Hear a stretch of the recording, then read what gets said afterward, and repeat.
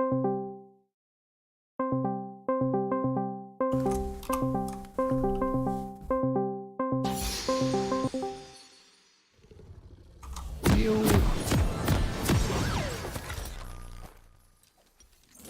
How's it going? Oh wait, why can't I hear you? One sec. Okay, try talking now. Hello? There we go. It was on me, I think. Oh, okay. Ooh, how's that Risk of Rain? Nah, this got nothing better to do.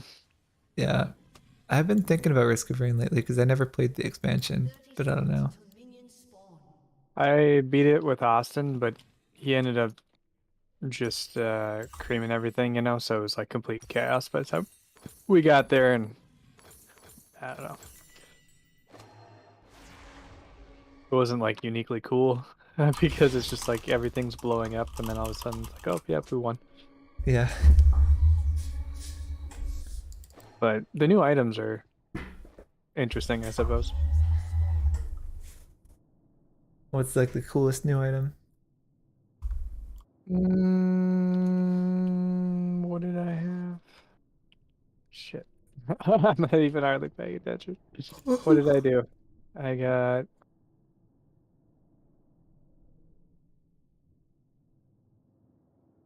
what is this thing? Permanent reduce. Oh yeah, I got an item that permanently reduces armor on hit. Just kind of neat. It wrecks the Dune Striders because probably wrecks everything. But when they like squat down or whatever, they get all this armor. Yeah. And eventually, I think you like undo that. I didn't actually know armor was a thing in that game. Oh yeah. Just not like prominently displayed anyway. Yeah, it makes sense though. It's like how in StarCraft 1 there's heavy and light armor and they don't tell you anywhere. You just have to like figure it out. Yeah. I don't know that you really need to know it, technically. Like, Right. the game just feels kind of like, oh yeah, when I get so the siege tanks do like explosive damage, but it's like half damage, but then they also have splash, so you think they're doing extra damage, and it's because they are, but they don't do as much as you think against like single units. Right.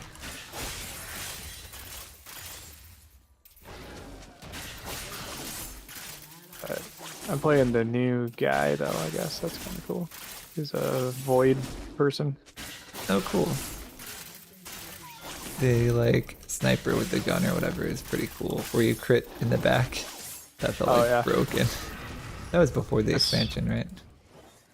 Yeah, I think so. Oh shit. No, I just died. Oh, sorry. Oh wait. I am.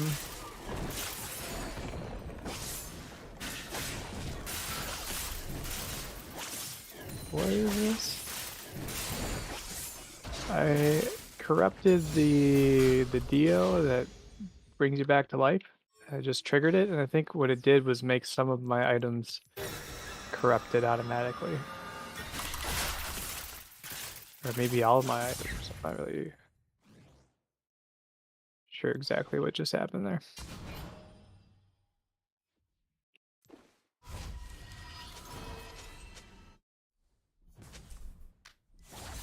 A corrupted Dio?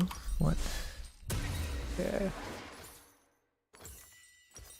It's like those chests in Secret of Mana that will like eat you, the mimics.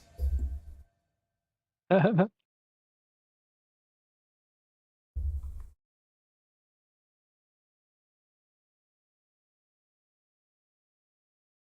been grinding a lot of League the last few days because the season's ending tomorrow night.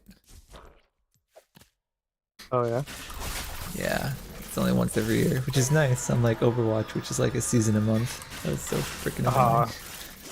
Yeah, kind of cool because preseason every year around Christmas they introduce a lot of changes to the game. Like they're completely redoing the jungle, so now you're gonna have a pet that's with you in the jungle, and you can choose from like one of 3 pets, like Pokemon kind of. And they like modify your whole champ and fight with you and stuff. It's kind of cool. Oh. Yeah. Keeping it fresh is always nice. Yeah.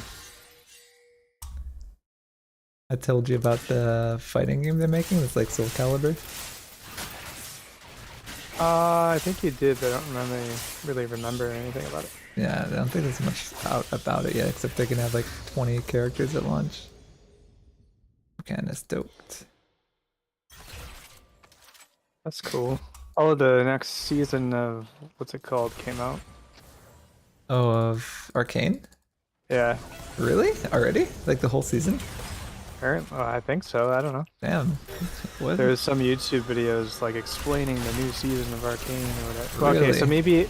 maybe I misinterpreted it and there isn't actually one, but I'm pretty sure it takes one.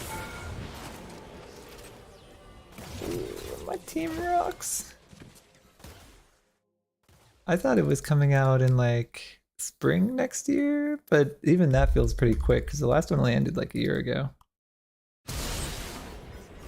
Yeah, I don't really know. Probably like one of the only things I'm interested in watching though. I know. Can you believe it? It took you so much convincing to make you watch it. Kevin too. I'm like, no, you gotta trust me. Alden didn't like it though. He has different taste in things than I do. It's always hard. I think the art style sells it though. If it Yeah, I wasn't for know, that, right? it probably wouldn't be as good. The art and the voice acting, yeah, everything to me felt like 10 out of 10. Like, okay, so maybe it's a little cheesy, childish, but who cares? That's never really put me off. The weird thing is It like, didn't go. hmm? I was expecting the normal anime stuff though, and it didn't go that far ever. I don't think so. Yeah, like, I don't know, it was pretty tropey, but somehow wasn't that cringy. I don't know how they managed to walk that knife's edge, but it was nice. I got the allied worship ship or whatever, but I got the negative armor thing, so it's probably just gonna tear through it. Uh,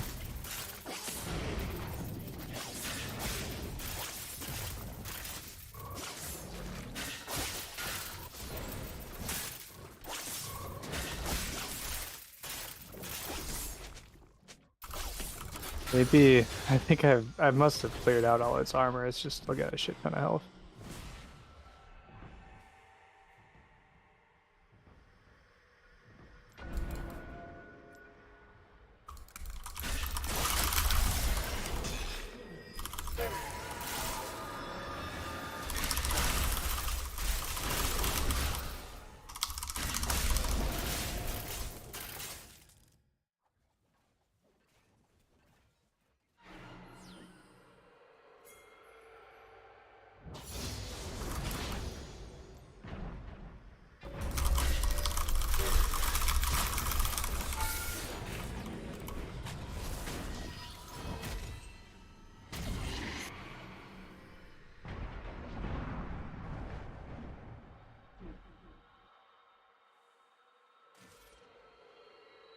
and it gets dark so early lately.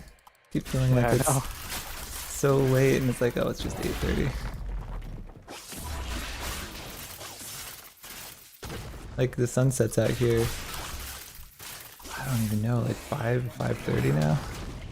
I felt like checking the stock market futures, which open at 8 p.m. And I'm like, oh, it's 5:30. What? Doesn't help that his sleep schedule is pretty messed up for a while. Oh yeah. Yeah. Oh, from Italy or what? Yeah, I mean, even before Italy, it was pretty messed up. That's what I was thinking of. Like you kind of sleep weird hours anyway, right? Yeah. That actually made it easy going to Italy. Like, it was stay up a little bit longer the first day, and then we were just fine. Like, we were waking up at like 7 a.m. every day in Italy, and I felt totally fine. Like, dude, that's like 2 a.m. New York time. But since I was already sleeping till like 5 p.m., it was not that much of a shift at all. Felt like sleeping in. Super weird. Mm-hmm.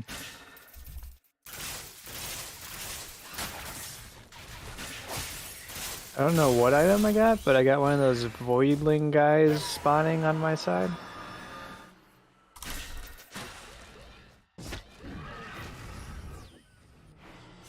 Oh, that's interesting. Nice. I'm a little afraid of this Rengar. I really don't care much.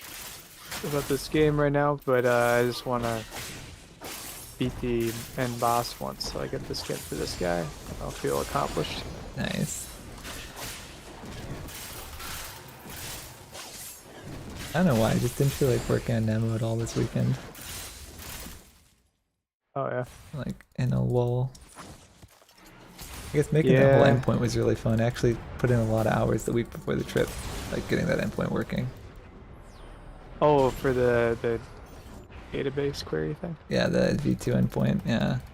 But now there's like some weird thing with parties, not related to the endpoint, but just aside. And so we gotta fix that up now. Like, fun. I think I might have found what it is, but it's still just a pain in the butt. Like somehow we're showing stale parties, even though I see the code that's supposed to delete it, and also that's super bad too. It's just like everything in our site is so freaking janky. Like how Joel does all this shit is like just clearly bad. It's not even like you can't even forgive him. Like, oh, maybe there's a reason. No, there's no reason. Like, it's so bad. It's crazy. Like how our database has no foreign keys. I'm like, oh, surely printing out the diagram will help me understand these relationships. Nope, there's not a single relationship in the database. I'm like, Jesus. They don't even have like indexes or primary keys where it would like be obvious to have a primary key and like all these things. I'm like, oh my god. Yeah, why don't we primary foreign key, whatever the fuck? I know. The document triplicate thing, whatever. Like that's the most obvious shit in the world. Right? And the thing is like I'm not even saying I know how to implement that right off the bat. I just know that that's what you should strive to achieve. Yeah, it's just like I don't get that. Yeah. Nothing we're doing is that like esoteric. Like, oh, you have transactions of documents and then you have versions. Like, yeah, I do think partially what might be going on is that they need to get something running. So they're like, oh, this seems kind of bad, but we'll come back to it, you know? Yeah. Well, 5 years later, you got an entire different, almost completely different team of people working on it. So, like, yeah, you're coming back to it, but you don't really know, like, what there was no point to and what you needed to come back to. You're just like, I don't know, this shit sucks, but, like, how do I even fix it? Yeah, I'm like, this looks horrible, but, like, how hard is it to fix? Because I don't even know how deeply ingrained this stuff is in the system. Like, I can do a search and see, like, oh, there's, like, 24 hits. I could probably change all those by hand. But, like, I don't know. I just always feel like there's going to be other side effects. Yeah. I'm not even saying I'm immune from this reasoning either.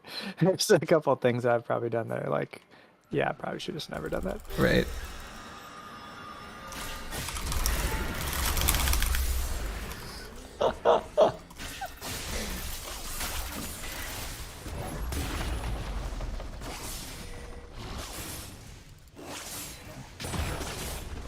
Like, I know I've written some code that's going to be really rough for the next person here and there. But, like, the database stuff, like, come on, man. That's, like, the foundational part of the backend. You could have at least thought about the database architecture. Like, or Googled how other people do it, because this is not a new domain at all. Like, you can probably copy-paste someone else's Postgres setup for this. Yeah. I don't know.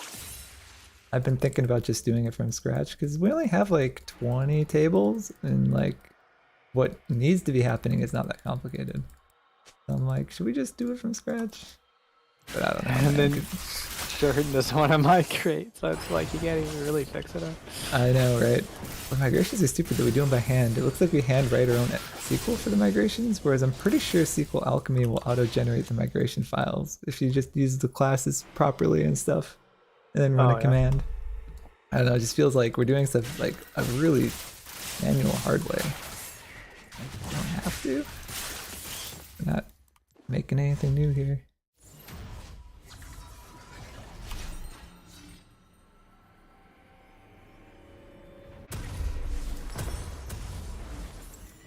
Funny, it doesn't even like create a job for you, because if there's too much of this stuff to do, then we just cease to be a company. Yeah, exactly.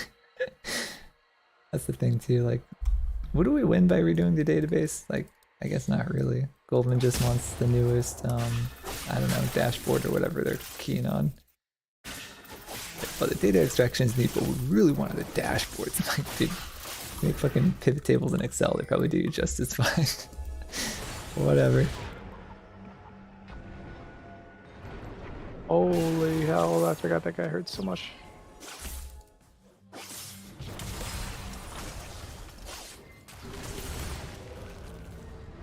Oh lordy.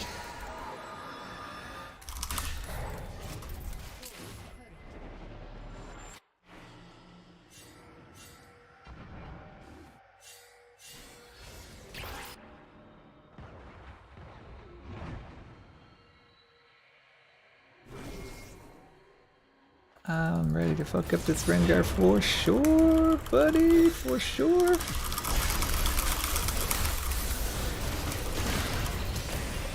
Oh wait, what? Who is this? Get him. Him. Nice.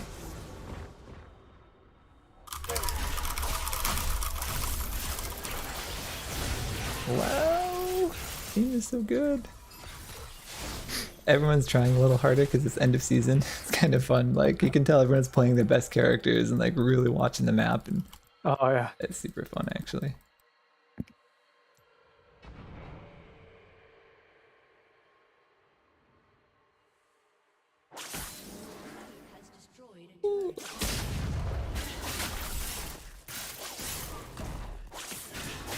I gotta do the performance stuff this week too, which is kind of fun. I like making that faster, but like I'm just still not convinced that's much of a selling point. I guess it's for our convenience, right? So that feature 1 is ready quicker. Saves some money on Fargate as well. But I don't know. I don't know. I'm like, is 7 minutes a document really that bad? For like how much information we're extracting from it? I don't know.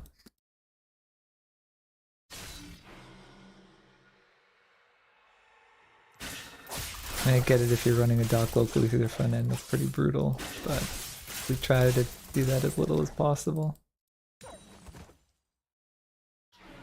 Oh, what about the customer though? For the client?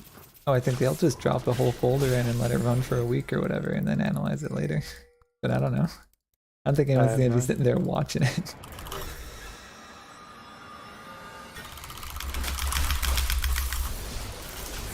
Oh. Wait, how did he get that? Red buff? Wow, okay.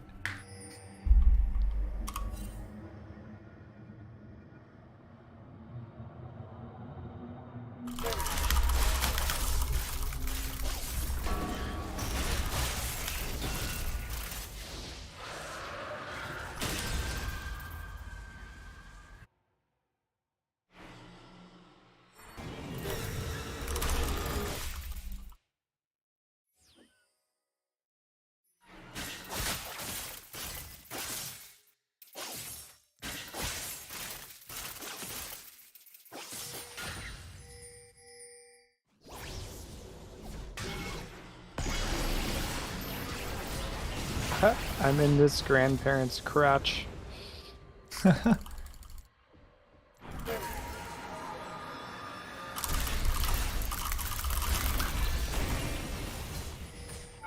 it's the boss that spawned, and I kind of just got stuck blasting him fire into his balls.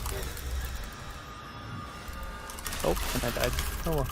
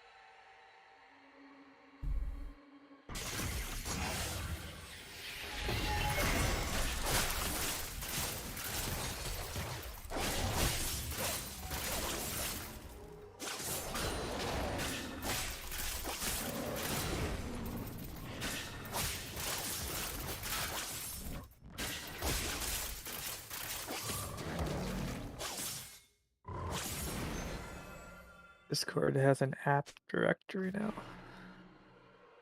Nice.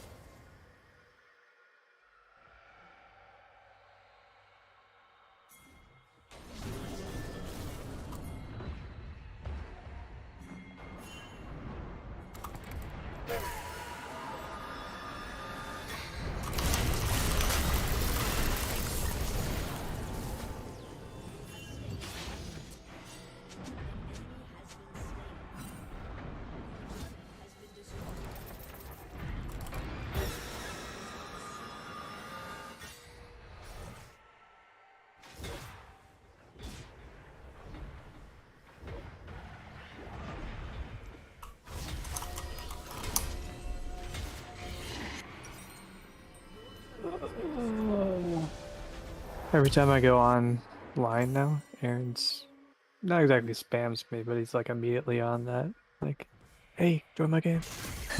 Which is, you know, kind of fine. But I'm like, dude, get off my computer like maybe twice a month tops. Probably less than that, to be honest. Yeah. I know I never see you on there. And I guess I used to be on every day, all day, but I don't know, man.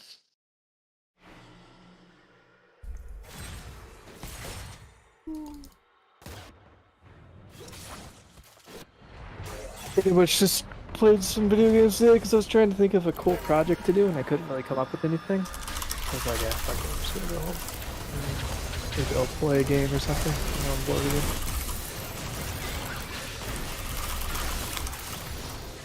Yeah.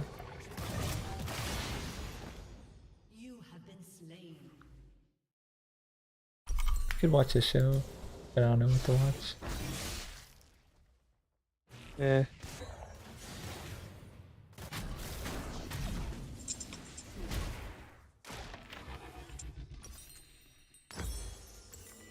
Have you ever seen Breaking Bad? Yeah. Is it worth watching? Yeah. After seeing memes about it for like 10 years, I'm like, yeah, maybe I'll watch that finally. It's supposed to be really good. It has like the highest rated episodes or whatever on Rotten Tomatoes. Oh, yeah. Yeah. Yeah, I think the story is pretty good. It's mainly like the main character, the progression of the main character. I think Yeah. what makes it. But it could just be a, like, you know, edgy show about a teacher who starts selling meth. And that could be it. But they make it more interesting than that, I think. That's cool.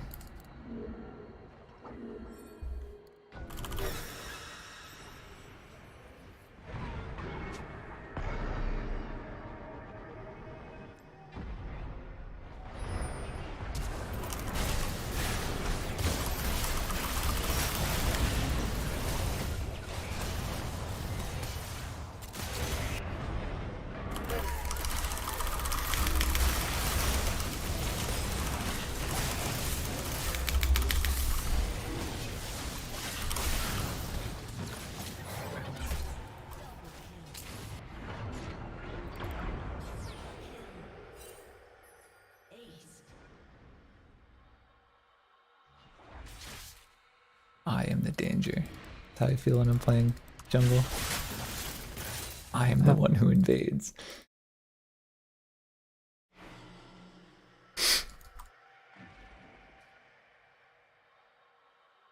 Your team has destroyed a turret.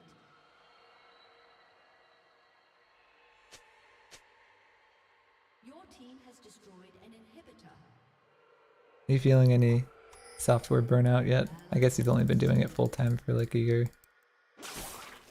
Been like a year and a half, I guess. Yeah. Personal projects a lot longer than that, so Oh, true. Yeah, maybe a little bit. Like, yeah. you know, well, I don't know. Like, I wanted to do some kind of project, like a personal project. You know, that'd be cool. Like, I don't know, a robotics thing or something. But the problem is I can't think of any, like, actual cool thing to do that's cool enough that's worth the effort. Because otherwise, you know, I could make, like, a bullshit like robot that follows a line on the floor and all these different things you see on YouTube and stuff.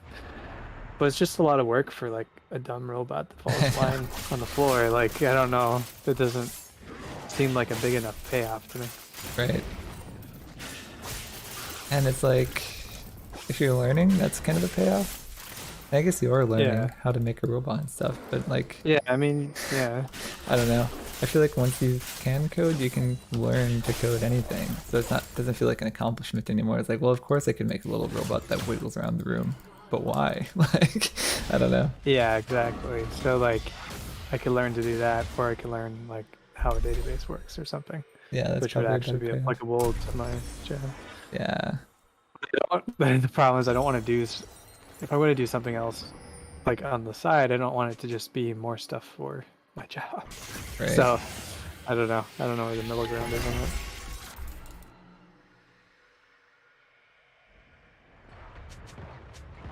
A lot of these things you see on YouTube where these people make these really cool projects or whatever, it's kind of difficult to see how you do something like that without it being a very long-term thing, because like you either have to be like a kid and you have nothing else better to do, you know, or like these people on YouTube is their job. They turned it into a YouTube thing, so they can work on this all.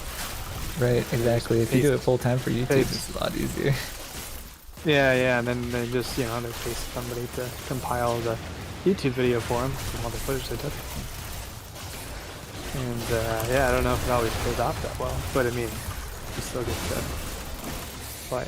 But that being said, I don't know, some of these things that people do also end up being really stupid. There's this dude with like, I don't know, 1 million, 2 million subs, maybe more than that now. And he's got a legitimately cool channel, but he made like a basketball hoop that repositions itself so that you always make a basket. Oh yeah, I saw that guy. He's pretty popular. And it's cool, but then like all of his projects are pointless like that. And it kind of feels like, well, I don't know, like, you know, you have enough people watching you to get paid, but then like what is the point of the project other than it seems so stupid, you know? It's like a waste of time. Right. Cool, you can probably get an MIT or something. Actually, I think he did get like invited. It's like a, what do you call it, honorary PhD or whatever at MIT. It pays off in that regard for him anyway. Well, he was already doing stuff like that though, yeah. and he wanted to do the YouTube thing because it's more fun, which is like cool, but then I don't know, could the projects be like a little bit more useful or something? Right. I don't know. But that's the thing, he probably ran into the same problem I have, which is like, well, yeah, sure, I can think of a few things, but they're really stupid. But I guess he just went for it anyway. Yeah. You try to make a side project that makes money. Yeah, I don't know about that. That seems like too try hard. Yeah. It's just hard to know what to do, honestly. That would be like the best scenario. But I think, at least for me, that's like assuming too much. Yeah. Like, what's his face? Like, color pick your thing for your outfit or something. I don't know. Maybe he's making money on that right now. But, sounds like something that wouldn't make anybody think. Oh. Maybe. Maybe I'm just not imaginative enough. I also kind of suck at starting things though, so might just be a personal problem for me. I kind of suck at finishing personal projects, like most people. I can start one like, oh, here's the code base, you know, oh, it got a simple server set up, and then you're like, okay. Yeah. A lot of things you feel like making too, like we're thinking make like a social media app for like dogs and dog parks and stuff, but then it's like, what? How did I not get that guy? But then it's like, well, then you have to host it, and you're gonna pay the hosting costs, just like crossing your fingers that you make profit eventually, or I don't know. Host it on my Raspberry Pi maybe until it goes down from server load, or I don't know, a power outage here. Yeah. 3D printing stuff is cool, but it's really kind of an extension of the same problem. It's like, well, it's really cool that you can print plastic parts for anything, but what are you gonna use it for? You know? Yeah, Mech Warrior and stuff is a good use case. Or what was it called? BattleTech? Yeah. What is that? The Hex game we played as a kid, remember, with the plastic models and you could shoot missiles and stuff? Oh yeah. Yeah. The Warhammer and stuff. Yeah, that's a good use for 3D printing. Other than that, I Yeah, don't that know. would be cool. You want some cheap plastic shit? You can make whatever shape you want. Great. Like, okay. It's like I get that it's actually is really cool and useful, but yeah, if you don't have a good idea in the first place, then yeah, I don't know. Yeah.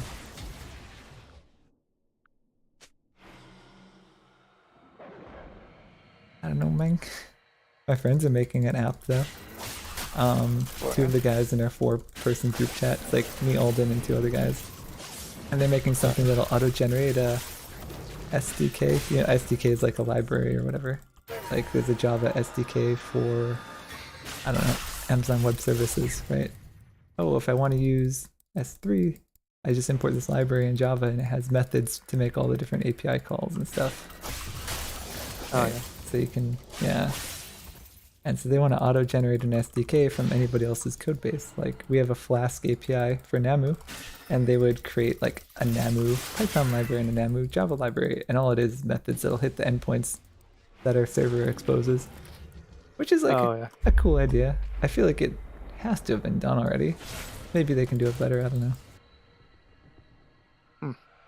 Interesting. It's kind of cool. It's kind of like, I don't know if I'd put a lot of time into that for something that's like, yeah, probably not going to pay out. And would you learn something? Maybe you'd learn a little bit. I feel like, I don't know. At a certain point, you know coding, right? Like you can learn something. You'll be good at APIs for a little bit. But you're forgetting the other stuff you knew. You learn something else, you forget the first thing. It's kind of always like, you're familiar with things you've worked on recently. You're always capable of learning anything already, so I don't know.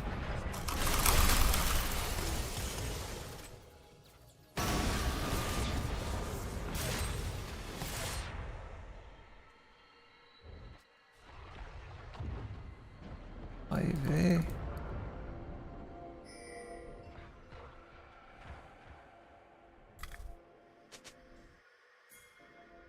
How you doing, Bernie?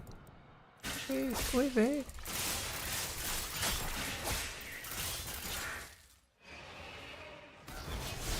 I was watching this video last night about rollerblading and like skateboarding.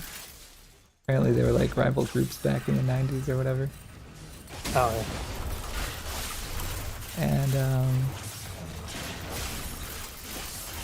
it was like, it was interesting remembering the 90s when there was no internet and you'd have to be in a magazine or featured on like a VHS tape or something in order to like, yeah, get any kind of like viewership, which was just a different time. You couldn't just go viral on TikTok doing some cool skateboarding tricks.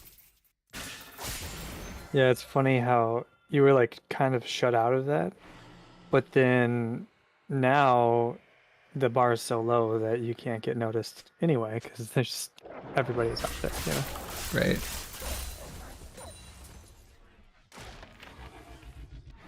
At the end of the day, you don't beat the Pareto distribution. Pareto's got you figured out.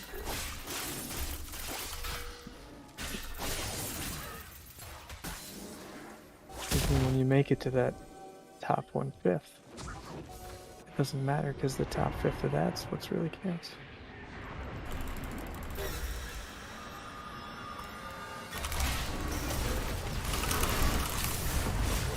I just canceled Mordekaiser's ultimate. Get fucked. I think we can just end off this, honestly.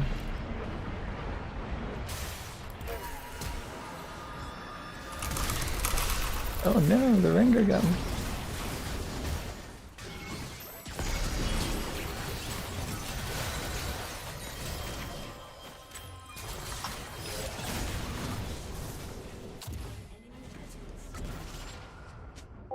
As Zed just constantly split pushing. Well,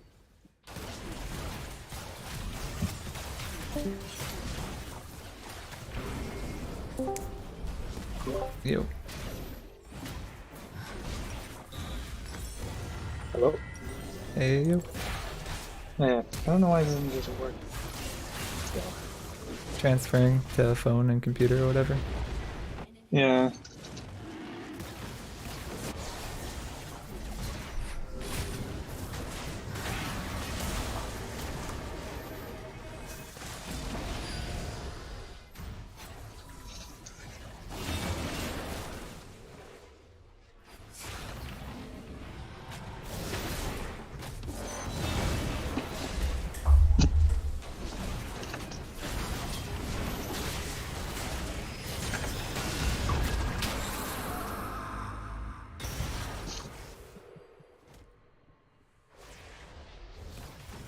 What really sucks is that when I get bored like this, there's no this. But now it's freaking cold outside. So. I know. Oh, you're sitting out smoking a cigar?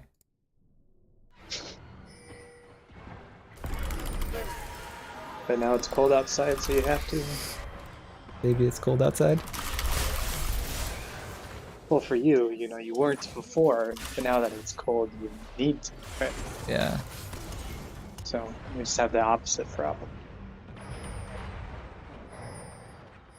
I have a mild addiction, and you have the lack of one. Then you have to ask yourself, who's really suffering more?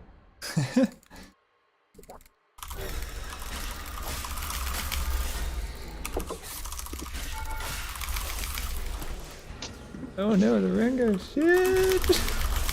Look at me!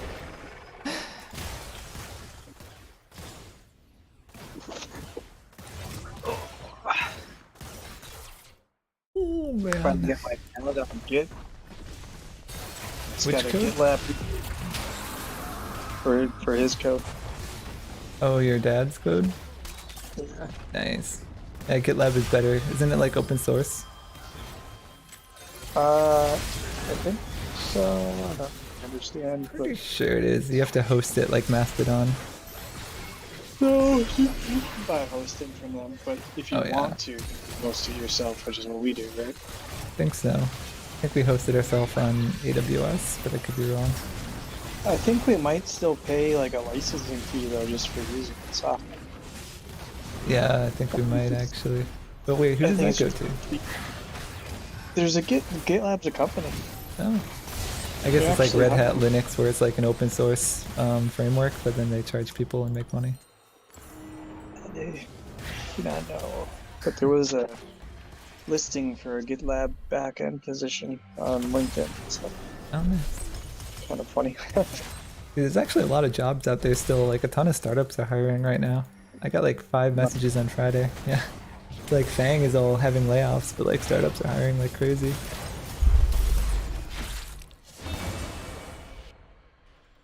Yeah. And I'm doing this level 2 analysis, you know? And the person I'm working with, I think, is less well versed in the regex world.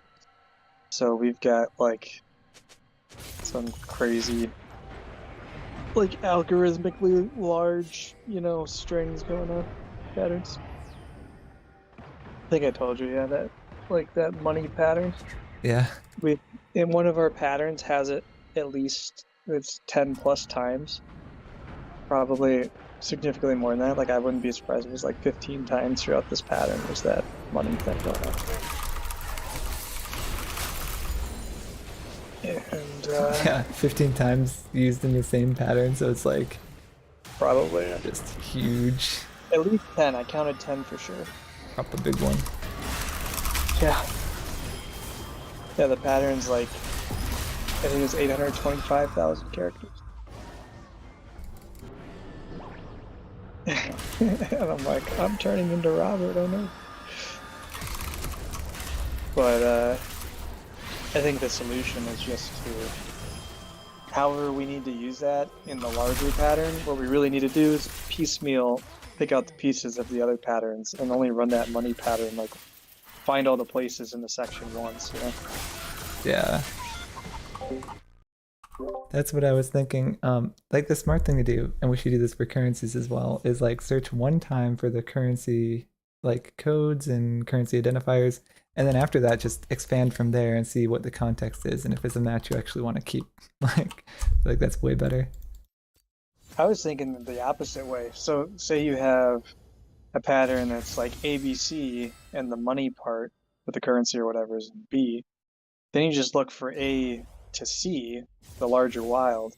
Hopefully that's less complicated and faster. And then you just say either you search for the money, and see if there's one in between that validates it.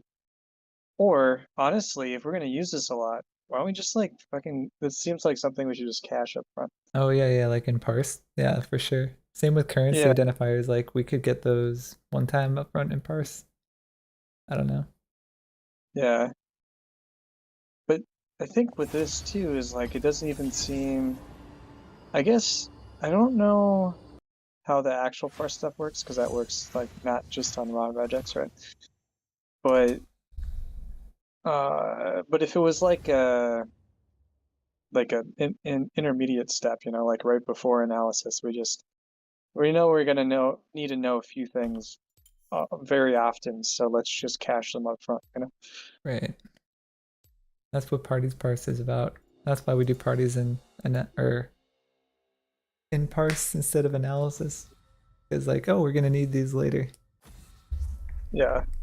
But it's actually a pain because you don't get the updates till you bump the parse version. Oh, I see.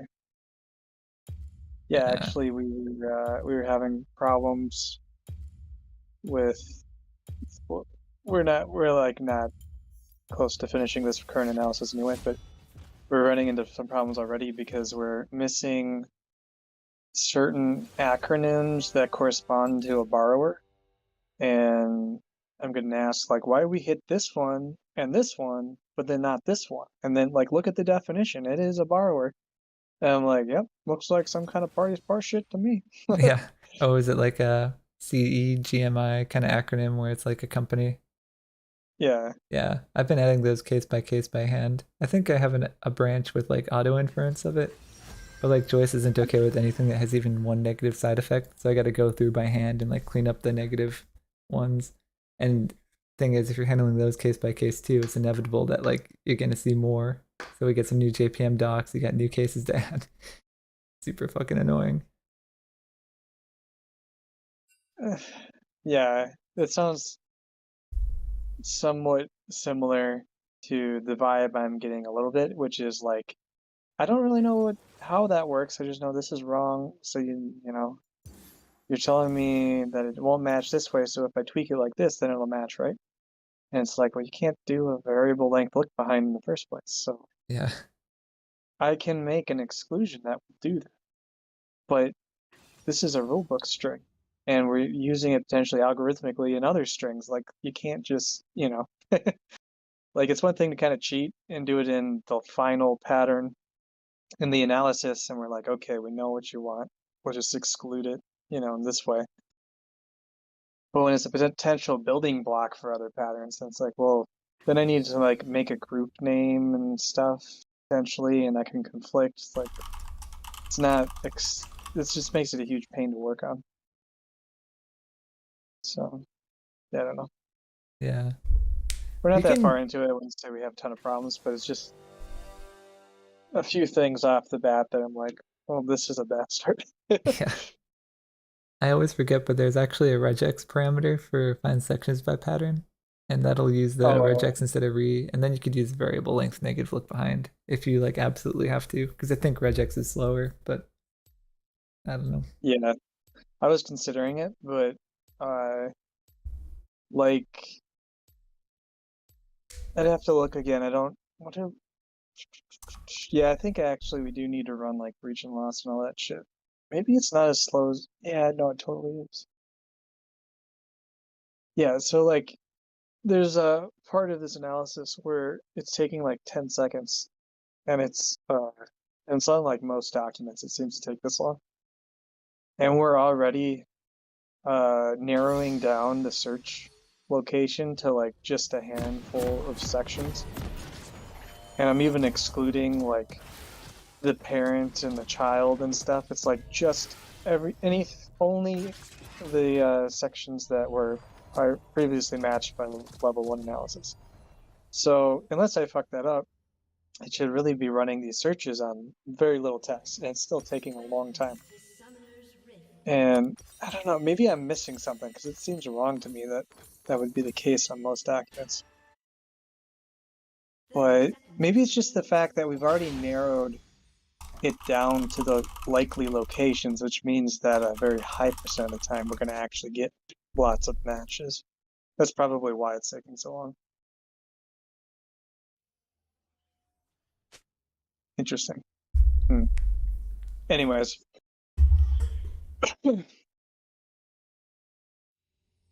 But yeah, I don't know. Minions have spawned.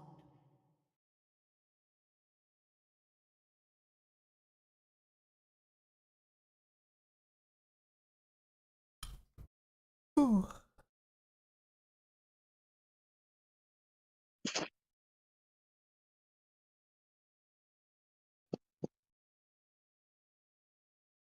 I think it's like not even necessarily that big of a deal. I think part of the reason I'm frustrated is just because I got like 3 or 4 other things going on.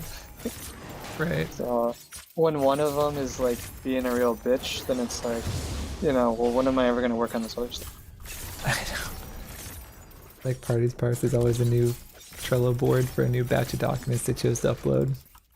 Yeah. A perpetual problem. And then they're too like afraid to make the big changes we can make. So that it stops happening. They're like, oh, there's a little bit of regression here, in addition to like a ton of good pickups. I'm like, dude. And then they're like surprised when it performs bad on every new batch of docs. It's like, because we don't have any rules that like generalize. I don't know. Yeah, I don't think that's been being communicated very much in the past. So I'm wondering if you talking about it will kind of change that or not. Yeah. I feel like Alex has talked about in the past. He's like, look, it's just not sustainable what we're doing here. And all Alex did was parties parse from day one. Oh my I gosh. feel so bad. And then we showed him some of the core provision code and stuff, and he's like, oh nice, so we do have like more of a system. It's like, yeah, parties parse is just a nightmare. Mostly because it's what Joel wrote. Well, it sounds like a very hard problem though. It is, but we can do it better than we're doing it. Yeah.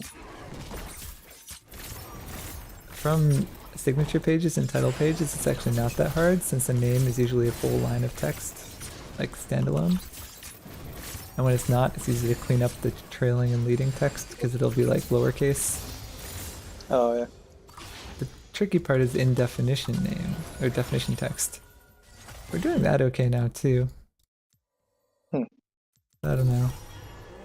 Oh, like the borrower means blah blah blah. Yeah, just because definition text is like a paragraph of text.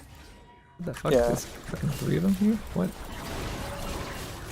Oh, and like the title pages and stuff are just not really paragraphs, so you just have a different process or what? It's just a line of text. They'll be like, so-and-so as the borrower, so-and-so as the borrower, and so-and-so is always just a full line, all caps, all by itself. There's no surrounding text. Whereas in definition text, they'll be like, they'll have a comma-separated list of entities, and each entity has commas in it, like Beckel, Smith, and Klein, LLC, or whatever. So you've got like 4 commas there, and you're like, oh, are these 4 companies, or is it 1 company? Like, where's each name stop and end? So that's like super impossible. The definition text is just exponentially harder than title pages and signature pages. But you can usually, like, they're usually listed in all 3, so. That sounds semi-similar to the ESG auditor stuff, because you know, we have like a row for that or whatever, that data, and we need to pick up on these auditor names. The thing is, there's like very few auditors compared to like the number of parties could just be infinite, right? But there's only so many like big name auditor companies, you know. And so I think that's like a more easy to tackle problem as far as like just like, oh, let's just add a new auditor because like this new company's doing auditing, you know? Yeah, there's only like the big four auditors. I don't know, maybe a Yeah, handful of small ones. there's like 15 of them or something we got in there now. I don't know, Yeah. maybe 20. So there are a lot, but it's countable, you know? Right. And but the thing is, there's like many different ways that the names can be expressed. Like sometimes they have that like LLC or whatever, and then sometimes they don't, and sometimes they spell it out, or sometimes it's the acronym, and yeah, things like that. But I spent like a weekend. This was like a year ago now. I spent like a weekend trying to make this like epic pattern that would match it all, and it actually does pretty good job apparently. Richard was like, yeah, a couple of these look kind of weird matches. Like, not exactly what we want, but I don't know. It's better in general. Let's go with it. Nice. Like, sweet.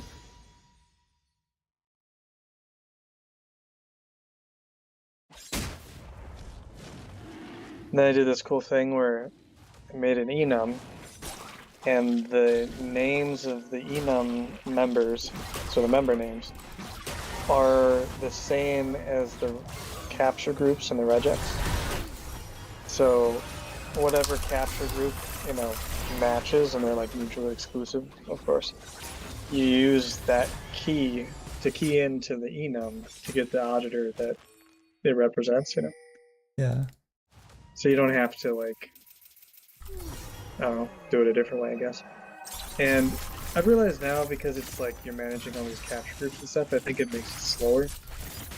So it's not the perfect solution, but I thought it was kind of clever.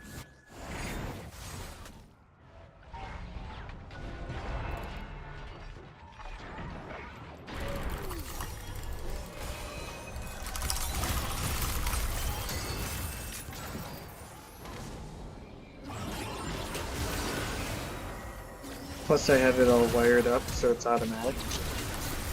And it's not like the most brilliant thing in the world, but it is nice because, you know, a couple of times we don't really have new analysis to do, it's just there's a new auditor, and obviously we don't match it because it's not in the list.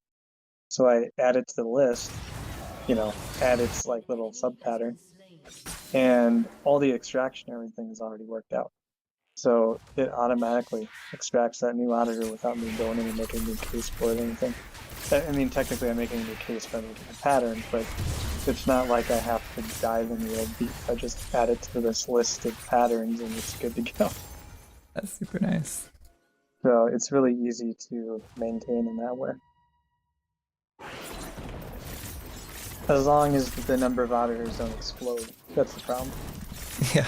But I think the way it was explained to me, though, is that it's not always even a defined term, like, because it's just known. Like the Right. big four, you know, like the big four might not be a defined term because everybody just knows what that means.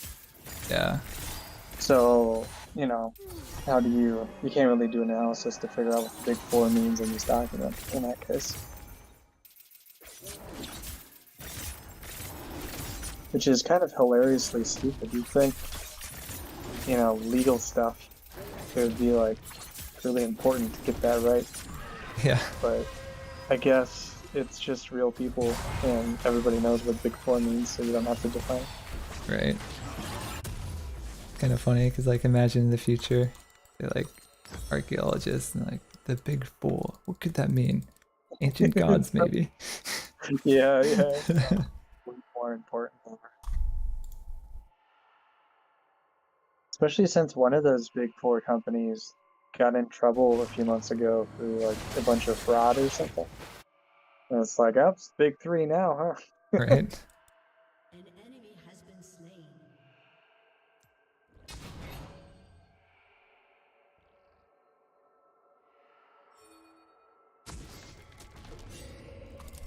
Enemy killing spree.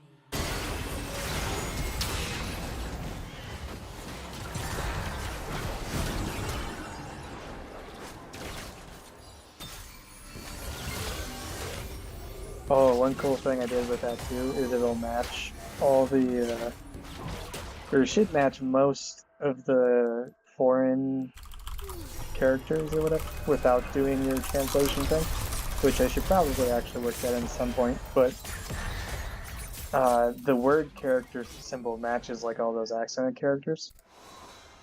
So as long as it starts with like a normal, you know, whatever Latin, whatever you call the English characters, as the beginning letter, then the rest of the word will match, right?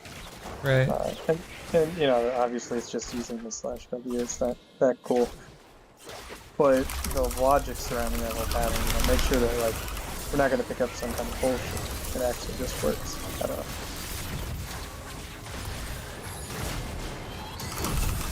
Doesn't. I think there's a lot of holes in it, but again, it all comes down to that there's a limited list of monsters, so it works for all of them. So, whatever.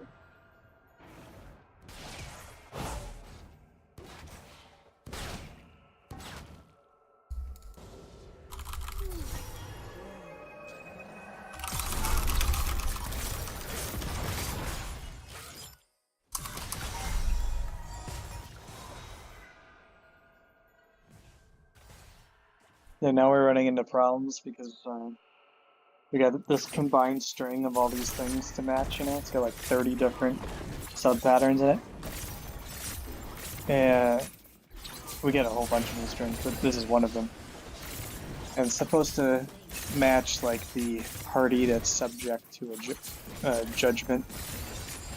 That's kind of what we're dealing with. And the problem is that, you know, the defined terms are going to generally work just fine. You know, make a list of defined terms that end in this or contain this or whatever. But one of the things we're using is that borrower tunneled thing. Yeah. And that just partial matches borrower. Oh no. And I think it also can partial match borrower, like not plural, so it'll miss the S. So I'm getting like complaints like, yeah, we're matching borrower, but it's really borrowers. Yeah. So we should match the full thing. And I'm like, okay. Like, this is like a fundamental pattern we use. And if that's not to your satisfaction right there, that means that is, you know, for a very, very long time, this has been going on. Yeah.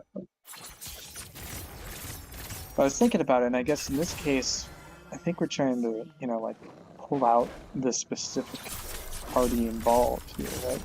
Whereas a lot of times when we use that pattern, it's within context of a bunch of stuff, so we're not really extracting out the borrower, right? We're just making sure that, oh, it's talking about the borrower, so this is the right context for this match. You know? Yeah. So I guess I could see how it wouldn't have been a problem in most cases. Oh, and I think it doesn't word. Not only does it not word bound like borrower and stuff, but it doesn't word bound the acronyms. So if you, especially case insensitively, if you search the acronyms, we get like a bunch of partial matches to weird words. Like, what the heck? And then, oh yeah, I guess change has, you know, ANG, and that is the acronym for this company, it turns out. Yeah. All the time. That's why you need to make sure the acronyms are case imperative. Yeah, and I think we actually are searching that way. A lot of times when I'm debugging this stuff, and it just seems too crazy to dive in deep, and it's going to take all day if I try to go too granular. I'll break up all the AND groups and just make everything or search completely greedy, you know? You just see what hits. You can kind of deduce, like, I'm not seeing a hit for this sub-pattern, so that must be what we're missing. Right. So I did that with the borrower string, and I'm like, wait, this is hitting a bunch of random ass shit. And I'm like, oh, not making a case in favor. Rampage. An ally has been slain.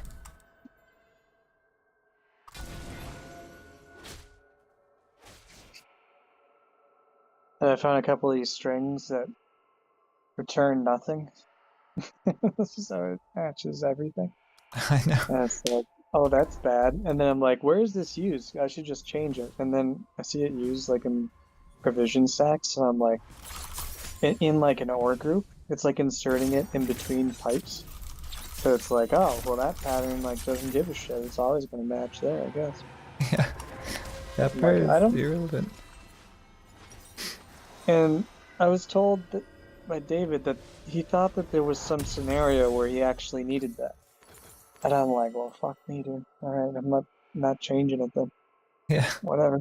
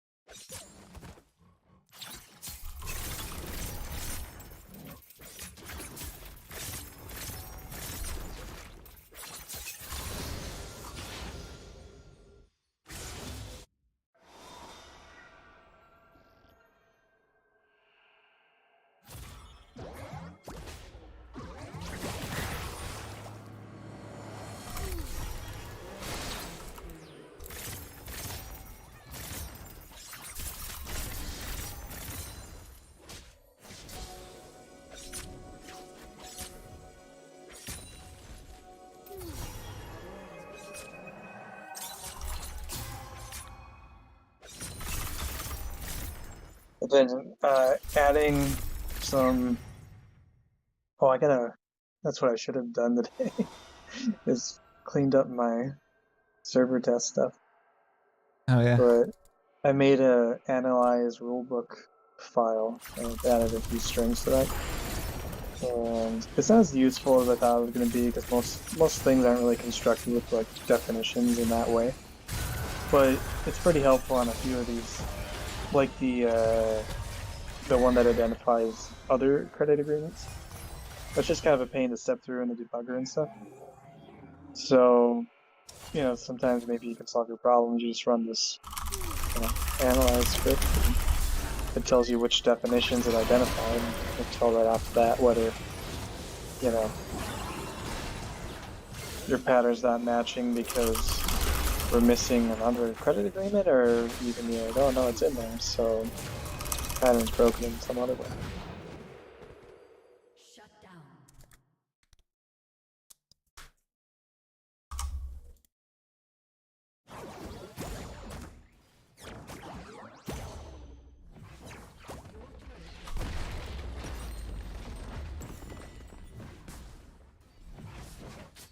There's so much of that broken shit. I found so many places in Party's Parse where Joel's forgetting to do an R. So I'm not even sure this stuff is like matching how he expects because he's using escape characters and stuff, and like I don't think Yeah, those work. I think you need to double escape if it's not R. no, they don't.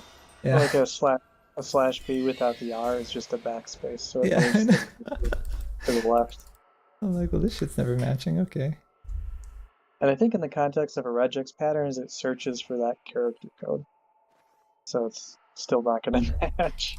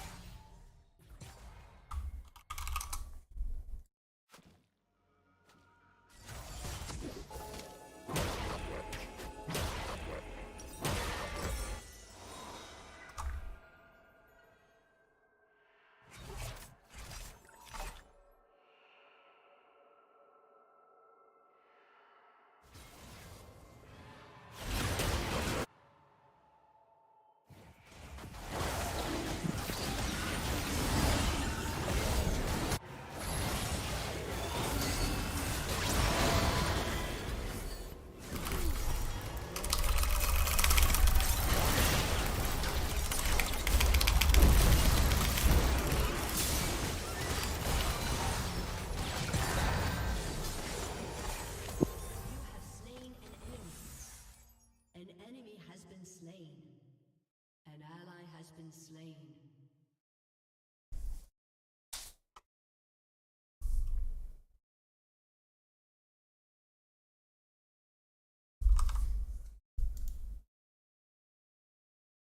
Your turret has been destroyed.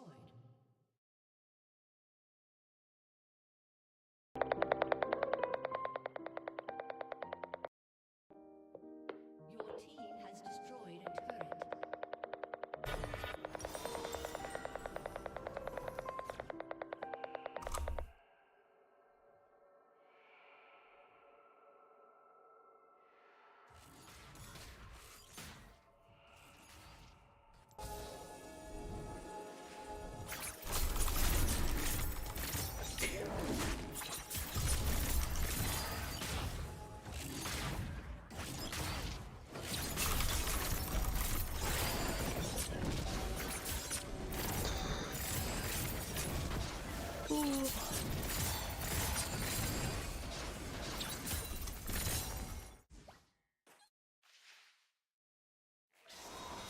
Oh yeah, and then Darcy asked me to make some updates for admin agent a while ago. Then was just complaining about why they weren't merged in, and then I found the diff from like 2 months ago. And she said, "Oh yeah, I'll review this and get back to you," and she never did. I'm like, oh man. They're like, they have to review every single line of every single diff, or they like can't merge shit.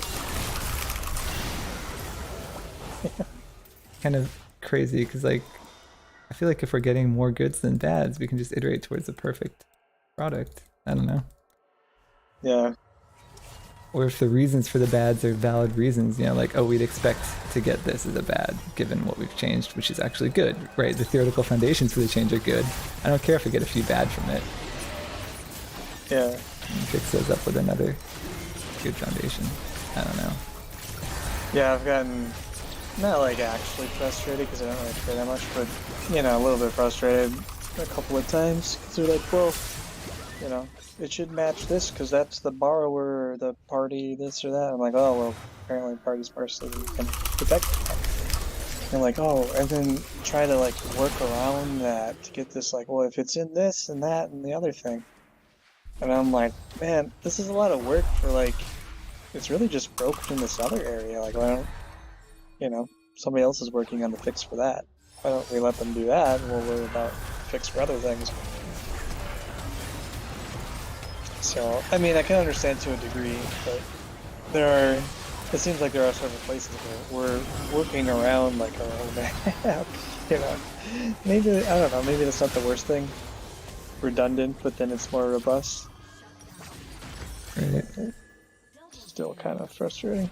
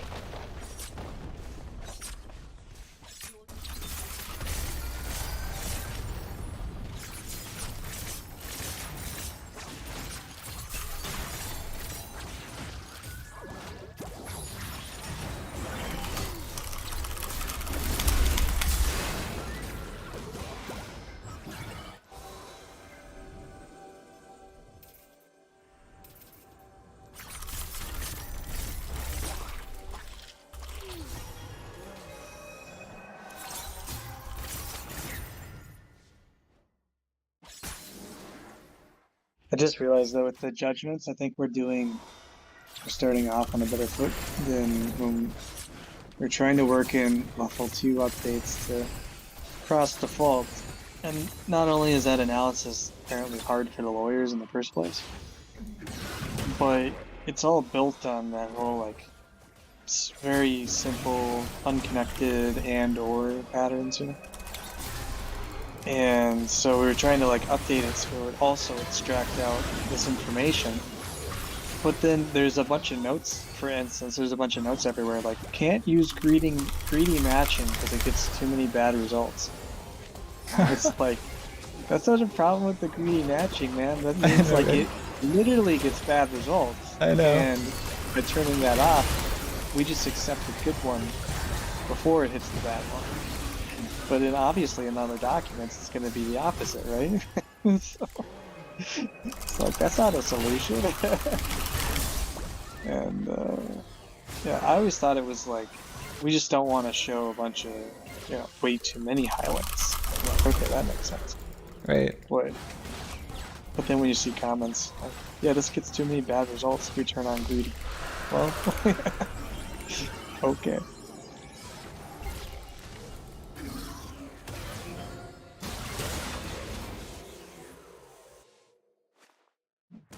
That's like half the core provisions. They're like, do not turn on greedy here. Like, okay. It's not. It's so frustrating because it's like, like probably maybe there's like 5% of the time where the language is structured such that it really is the case where you pick up the one good match and then the second match is going to be wrong. But I don't feel like anyone's got that figured out. It's like, nah. Right.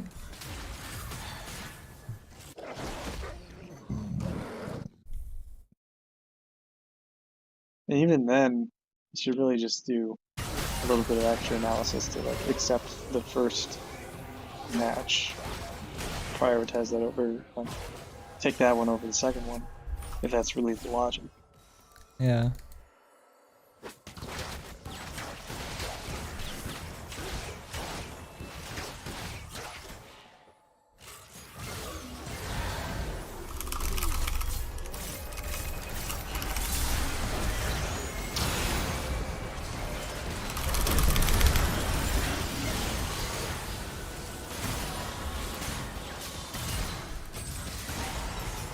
I think we need to, ideally anyways, if we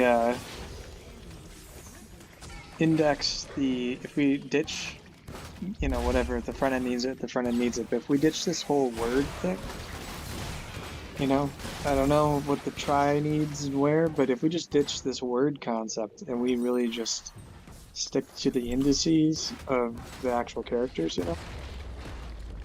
if we can manage things so that no matter how we're constructing the text, we like always know how to map, from that to back to the raw text. That would help so much because we could, for instance, I realized that instead of, how sometimes you can really, yeah, that's right. Okay, yeah, so, if something's preceded by whatever, then exclude it, if it's within 50 characters or something. But we need to search the wild to make sure it doesn't cross a sentence, right? Right. Or at least oftentimes. But if you just search for not wild, you can find where all the sentence ending periods and new lines are, right? And we could just cache that. And then rather than doing a more complicated regex search, you could ditch that last wild. Maybe it wouldn't save that much time. And just, look up the indices of where the breaks are in this particular text. And just do the math instead of doing these regex searches. Yeah. Things like that. That would be nice. That's the dream. Gotta shine the light on these regex.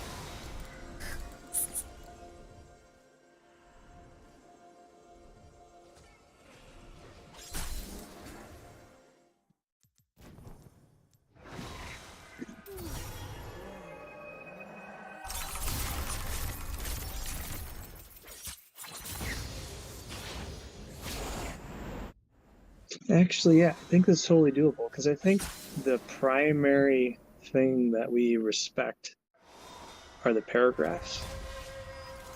Because, like, when you're doing the interjecting text and the parent-child relationship and all that, it's still all paragraph-based, right? Like, you're never going to slice the paragraph in half. Yeah, but I think it's because each paragraph has a WID, which is the word ID that the paragraph starts in. That's just the offset for the word ID. Yeah, but what I'm saying though is like paragraph X is like the basic unit. Yeah. Like you're either going to add this paragraph or not. You're not really going to slice it in half and put it in one spot or another, Exactly. because then it wouldn't be the same paragraph, right? So yeah, I think all this stuff where if you cache the where the periods are and stuff like that, you should be able to tie that to the paragraph object. And then when you build a new piece of text, really rather than working with raw strings, we should have an object that like does the text to search and then also like some metadata about it. Like it was constructed in this way, has these paragraphs are located at these indices.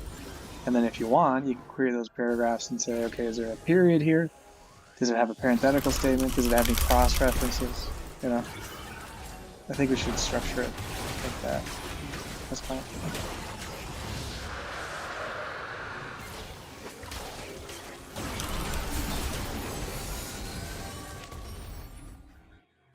What do you think? I don't know. I don't really give a shit as long as it highlights fine on the front end. Well, it would just make a lot of things a lot easier to do. I think Like we for instance, do paragraphs though. Maybe we do sections because when you click a peak or whatever, it only shows you a little bit. It doesn't show you like a lot. what do you mean? We return the paragraph ID with the location JSON. It's like paragraph ID and then word ID. So that's like which paragraph and then which words in the paragraph are highlighted. Yeah. We could change it to characters, sure. That's only part of it, I guess. That whole thing. Because we just don't really have a standard way of converting the words. Yeah. But what I mean is like our, find sections by pattern. We have this like convoluted way where we construct the text that we search, right? And it's hard to tell anything about it other than if you run find sections by pattern, figure out for you. But if you want to know like what part of the text is what paragraph and stuff, that's like really hard. Yeah. Yeah, so I'm saying we should simplify that. So instead of returning the string, or it doesn't exactly return a string, but instead of thinking about researching on text, we constructed, like basically wrapped it with like all the data that you need to know. I wouldn't wrap each word of the text though in a class because that's gonna be super heavy. No, like when you take a section and you include its parent, and you have like 10 paragraphs that you join together as a single piece of text, it would be really nice if you could just look at that as part of an object that has that text. We decided this is the text we're going to search. And then it also has the data about, what paragraphs go to this text, where are they located in this text, and then lots of other things too, where are the cross references, etc. Yeah. That's what I'm thinking. But I don't know. I have a lot of work that nobody's asking for. Yeah. A lot of backward compatibility stuff. Yeah, that's the thing. So you can't just replace it.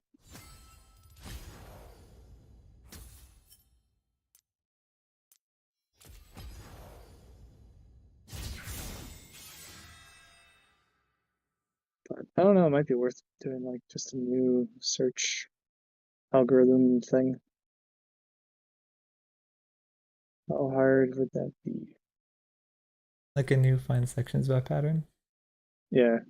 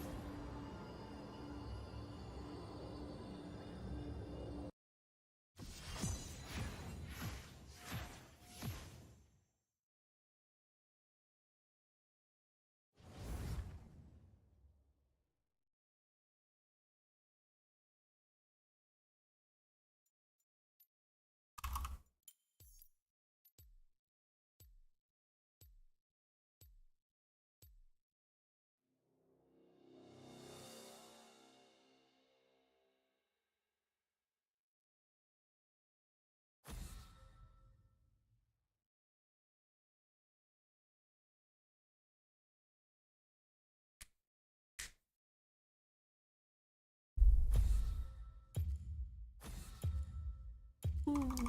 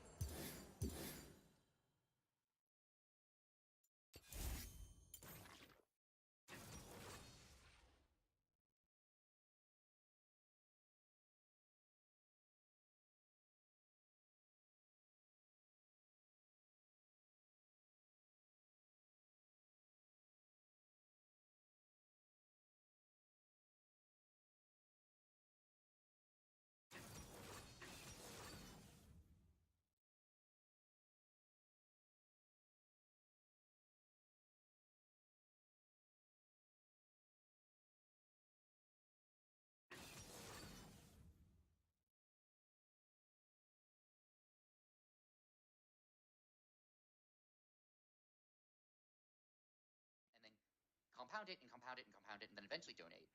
Maybe that'll do good, but it doing good is sort of conditional on that donation, is at least conditional on that donation eventually coming and being good when it does. You know, that whole argument falls apart if you're not sure you're actually going to do it in the end. And that is a real worry, I think, especially given that, like, you know, it's not clear how you enforce that someone's going to, other than that, like, you know, they definitely said they would. What actual real signs do we have that makes us feel like they're going to follow through on this? And that they're going to follow through sort of faithfully, and that they're really going to try hard to do the best they can for the world? And I think just as importantly that, you know, if one of the things you're doing is waiting, I think that gives you the opportunity, but at the same time, sort of the responsibility to stay on the lookout for exceptionally good opportunities and give if they come up. Yeah. You know? And are they actually going to do that? Or is this all just sort of an excuse? And if they're actually going to do it, I think it can be great. I don't even know if it works. Maybe it's better. There are reasonable arguments for it, but there's also reasonable skepticism towards a lot of people doing it.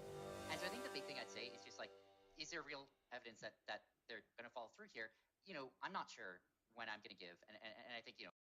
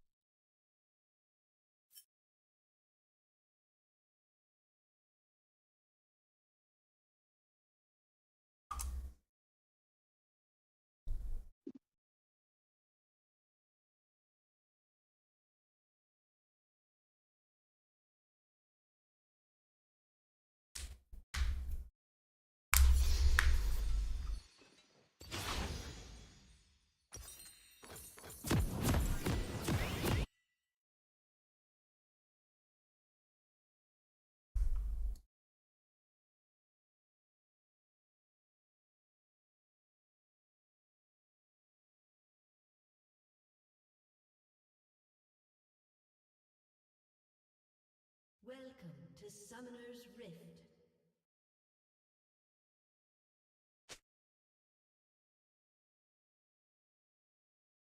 "30 seconds until minions spawn.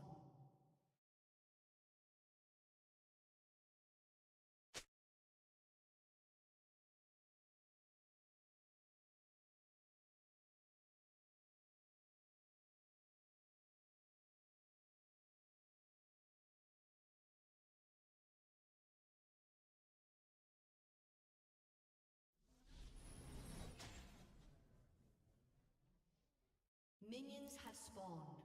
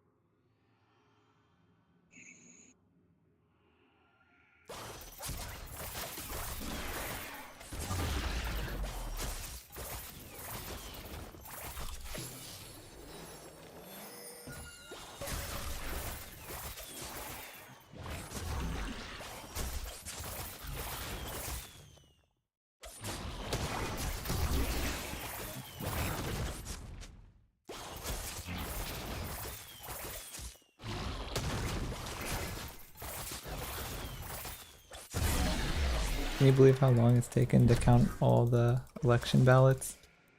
Like insane. Yeah, it sounds like it's gonna take a while longer too. Yeah, well, there's now the runoff in Georgia too, which is like, okay, that's not happening for a month, but even the regular counties take like for freaking ever. Well, excuse me. Arizona's at least gonna count. Because I haven't Yeah. really seen a date, but it sounds like it could take another week or something. Jeez. I feel like counting ballots is infinitely scalable. Like if you just have more people, fewer ballots to count per person, you know? Apparently, the ink toner was low on some of the machines, so they didn't count a bunch of the ballots because there was no ink on it or whatever. Like, not enough. Wait, if there's no ink on it, how do people vote on them? I don't know the details, but I think it's like, yeah, it was too faded or something. I'm not really sure. That's weird. Oh, I see. Oh, they voted like on the electronic booths, but it just didn't print correctly. I got it. Like you push a button on a screen and then it prints out, right? Is what it is. We had paper ballots. Here, Yeah, us so, too, yeah. There, I don't know. I'm just wondering if there's not enough ink to count it. Like, How maybe is there enough ink for you to vote with it? Well, maybe it just sucks at reading the low ink, but like you can, so you're like, oh wow, this is pretty faded, and you fill it Right. out, and put it in the machine, and the machine doesn't see anything. That's what I'm imagining. I don't know. And apparently they got a bunch of mail-in votes they haven't counted yet, or something. Wow, still?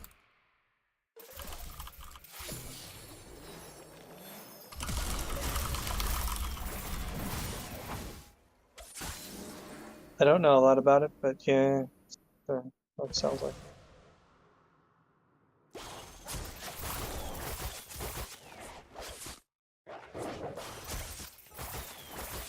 And it sounds like the Democrats won the Senate.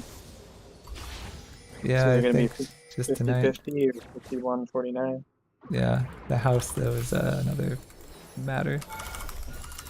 Yeah, it sounds like the House, the Republicans are most likely gonna take it still. It's just dragging out. Yeah, I know, it's just annoying. Like, kind of just want it to be done. Like, you have all this build up for election night, and then it's like, oh, sorry guys, like, keeping it edged for a whole month. I'm against all this early voting and everything. I think you should just go on the day, and that's the day. That's when everybody votes, that you make the decision at the same time. The same information. Yeah, I'm fine with that. I don't really care one way or the other. I'll do the mail-in when they send it to me because it's easier, but I don't really care. Wouldn't mind voting in person. It does suck standing in line for so long, though. Like out here, I had to wait like 3 hours last midterms. Yeah, they claim it's like voter suppression, but I'm like, dude, if you can't wait in a line for a while, I get that it's like a pain sometimes, but you know, like how important is it really to vote if you can't just do it on election day? Honestly, it's not that important to me because our county is like 3-1 blue anyway. It's kind of like pointless. Yeah. But I don't know. But that's what I'm saying. Like, if you don't care anyway, then like, what's, you know, you're basically mailing it in because it's just convenient. But otherwise, you wouldn't even vote. You know. Yeah. So, like, how important is it to collect your vote if that's how little you care? I wish we could do it with like a blockchain. Isn't that like the one use of a blockchain is you can have secure voting? What happens when like some foreign country, 51% is the blockchain? Yeah. Well, you just have it probably, I guess, on chain, but then the government would have to control it, and then you're electing government, so that doesn't really work. I don't know. Plus, our actually, it's a big deal that our elections are they're like locally ran or whatever. Like the votes get reported to the federal government, but the federal government doesn't run the elections in the states. Yeah. And it's not something that I don't know. I only heard this within the last year or something like that, but probably not something most people think about. But it's kind of another one of those things where it's like, well, you really want the federal government just centralizing elections across all 50 states? Definitely not. Everybody's going to complain about the other side fucking it up. They already do. I mean, imagine if the entire country was ran by the one guy who's president or whatever, you know? Like, that's the way it'd be. So I think it's kind of a good thing. It's at least somewhat distributed in that way. Yeah.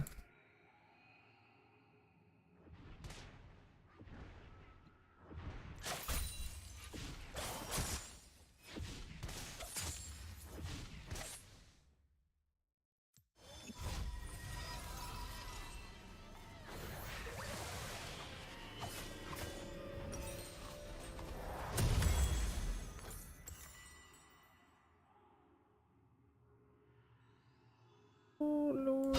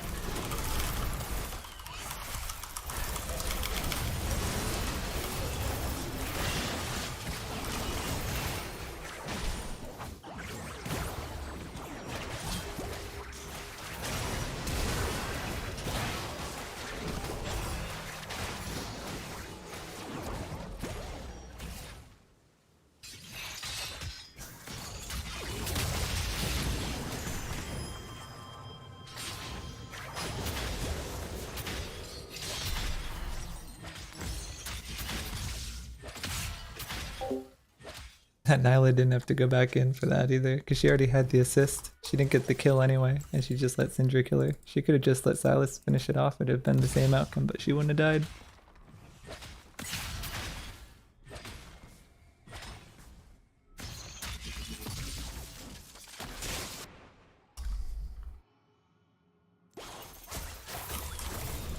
Destroyed a turret.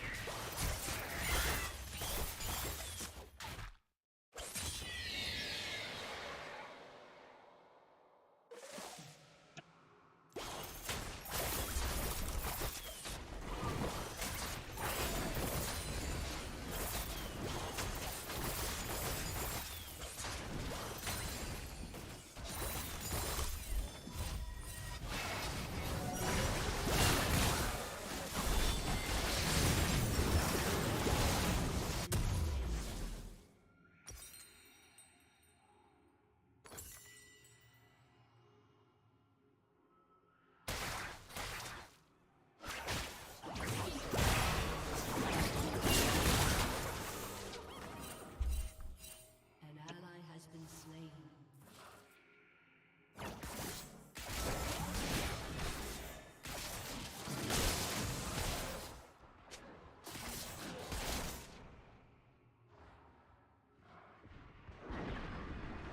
These two don't really have any shutdowns, so no.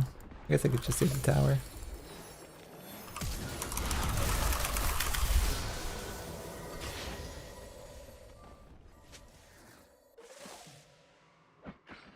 I don't want this Syndra shut down.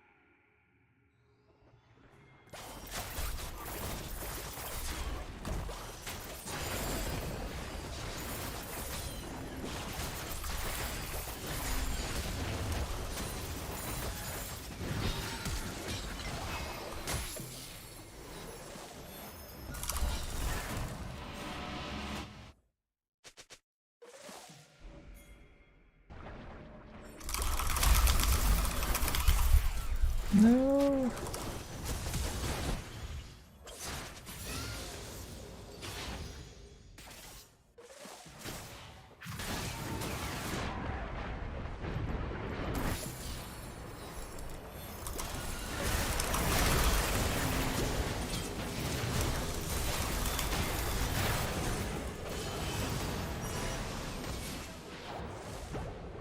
Enemy triple kill. An enemy has been slain.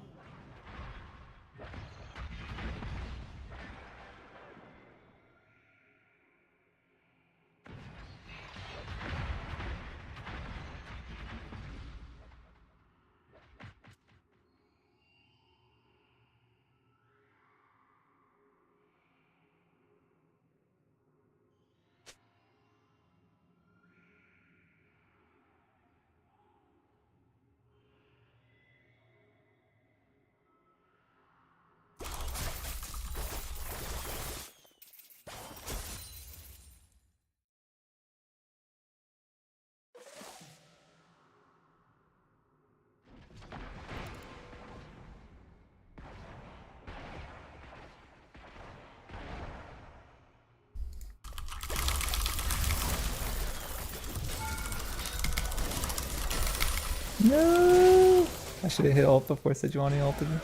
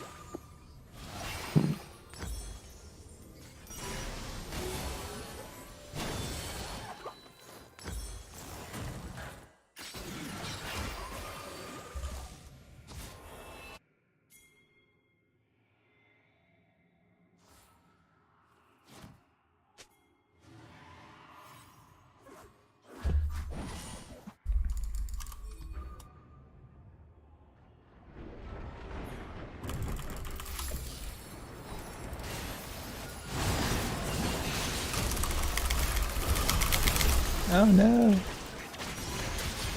Nyla's got it. Nope, never mind.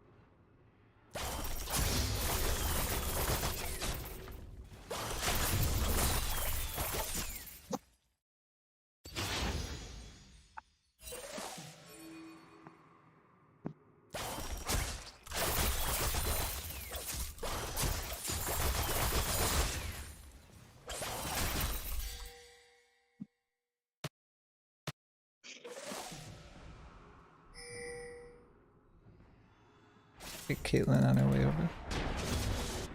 She'll come down, right? No. Going to Baron. Shen's gonna go take it. I don't know if I can blow up Shen.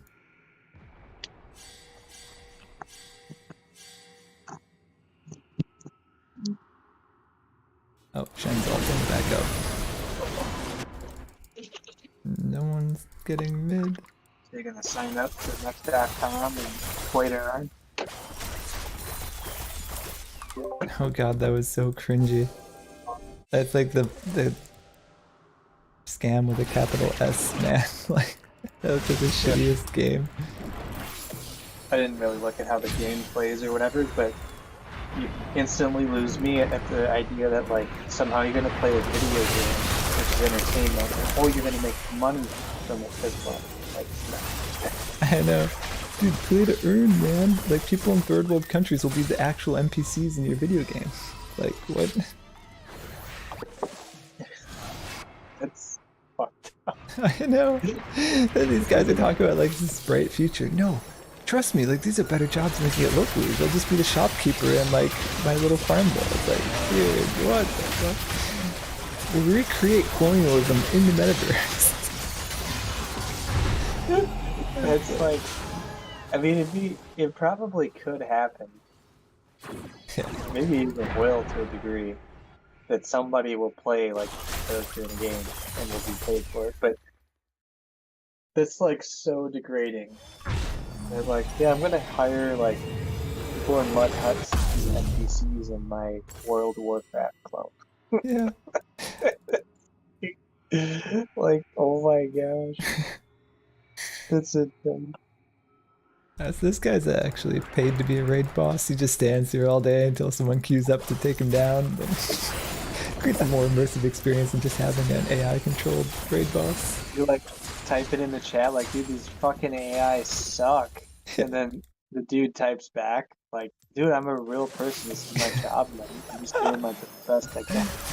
Like, sends you a savior, like, how can I do better next time? Like, alright, I hope you enjoyed this raid. If you could fill out this receipt survey and get the guy fired, like, this raid sucks, man. The guy loses his job, loses his house. Like, his wife in Cambodia divorces him. Like, oh man. So basically, It's like the talk around the town, like, yeah, I'm dating the raid boss in that World of Warcraft game. Everybody's getting paid to play the NPCs. Real hot shot in the local village. that's so dystopian. I love how these metaverse people talk about this stuff, and it's like clearly the most dystopian ideas ever. They have like a sparkle in their eye and stuff. It's like, or like, did you see that China ad for the social credit score?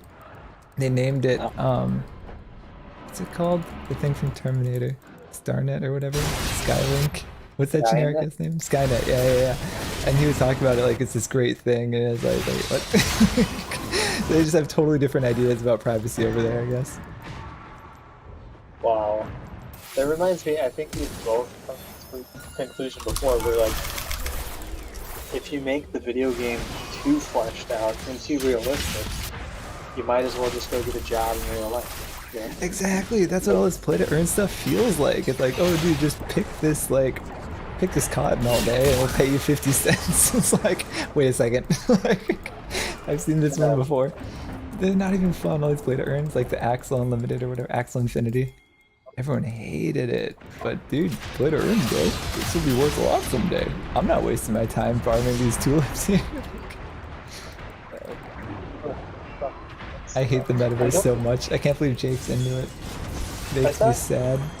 Oh, is that what it is? It's a metaverse thing, so that's why it's not? Because I thought, like, he's into trading and stuff. Isn't that more realistic than, like, I don't know. I guess it's Like NFTs. Well, he was really into crypto and NFTs and stuff for a while. And NFTs and the metaverse are like synonymous for some reason, even though they don't have to be.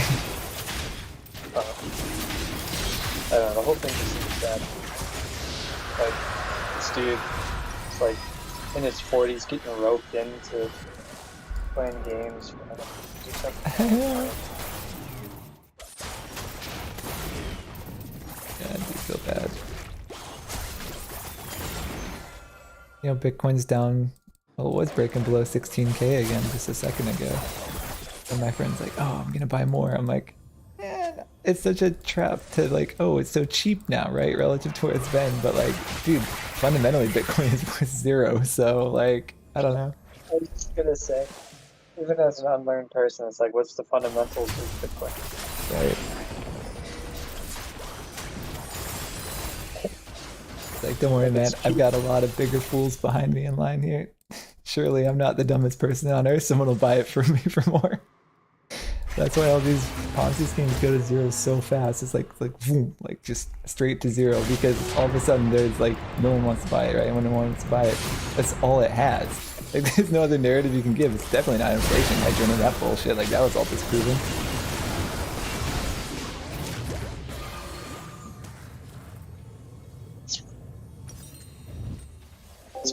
I could have ulted to dodge the Syndra ultimate there. I just didn't think it was gonna finish me off. Like 100 to nothing. Like what? Syndra's so freaking broken.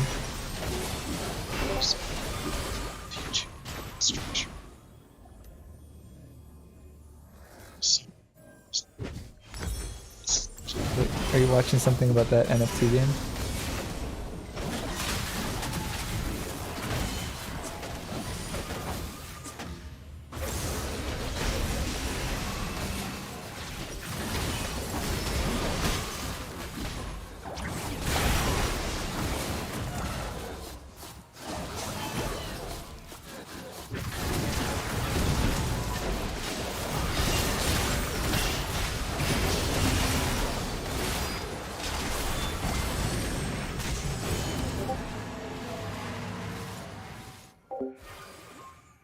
Oh, second game in a row the enemy Syndra has just gone off like crazy. She's so strong right now. But his Silas too, you should be able to counter that, man. It's like playing a Kali in a Syndra. Should be a stomp. Oh, wait, what are we fighting for? There's no objectives.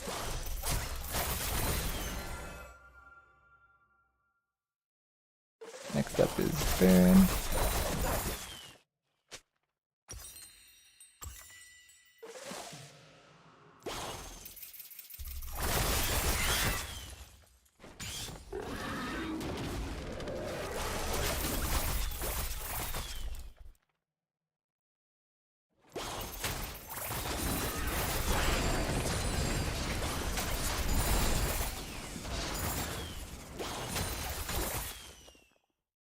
Maybe I can get Syndra quick before she goes home.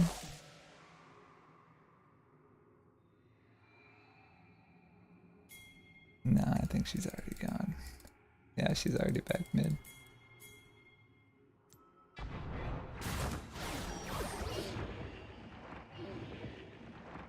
Oh, I want the Syndra so bad. Maybe she won't expect me inside the base because the inhibitors are down.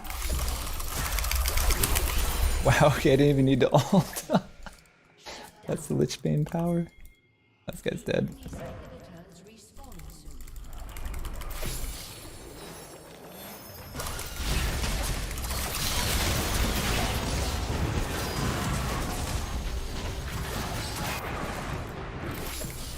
This Caitlyn's dead too. Lich Bane!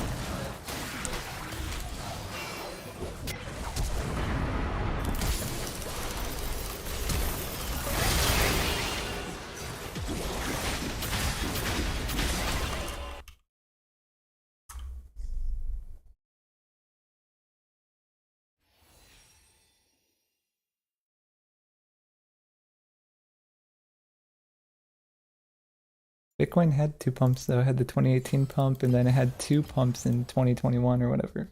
And now it's just straight down. GameStop too. GameStop's just been straight down. Like just bleeding for months now.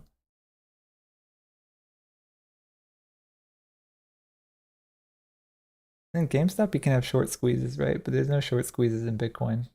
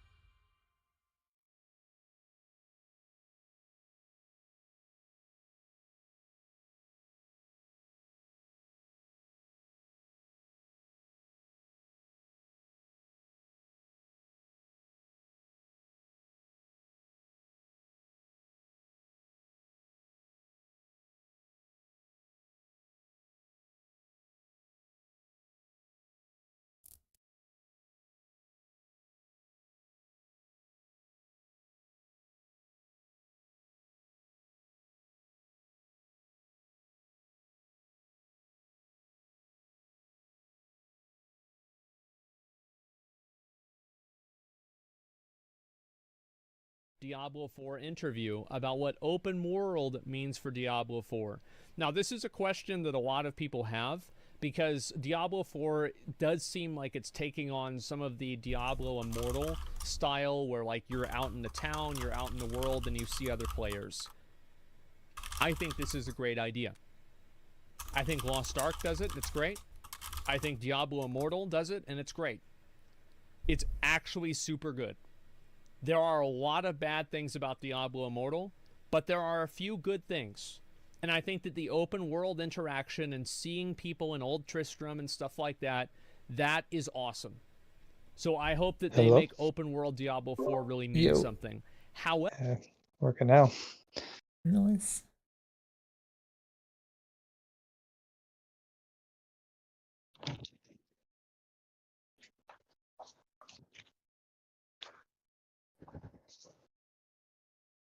I don't know do I have to do anything in this server? They said don't leave right away, right? They don't want people just gaming the system. What server? Oh, Mecha you did one. the thing for Jake too. Yeah, do I have to do anything or just join? I don't know for sure. I think it was like you click like you know, I accept the rules or whatever. Yeah, I I don't did know if that. that's necessary, but Now there's a start yeah, here because thing. I left right away, and then Jake messaged me. He's like, "Hey, it says that I'm not eligible anymore. Did you like leave the server?" And I'm like, "Oh yeah." And he's like, "Is it like bother you to be on there? Can you just like stay on there for a few days or something?" I'm like, Yeah. "Come on." I think you gotta stay on a Uh, week or something, is what I saw. If I don't remember where I saw that. Maybe you sent me that screenshot. yeah. Yeah, Yeah, and they I hit the don't know. max of 1,000 links. Crazy. Yeah, because it's literally spam. They're Yeah. just like, you know, it's like, of course, because you should.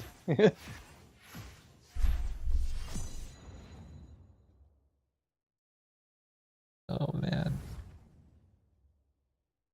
Like if you So want to get all rich quick, I caps. think there's better ways than trying to do this play to earn referral shit. Like that's not it, chief. Well, that's what I don't understand is like, doesn't Jake have like a really good job? Yeah. And he's doing good at foreign currency exchange trading. I mean, if you want to get rich quick, just put it all in Dogecoin or something, right? Like it's basically the same thing as this NFT farming BS. Well, It's just your time. You're trading your time to get like a 50-cent NFT drop or something. Like, I don't know, man.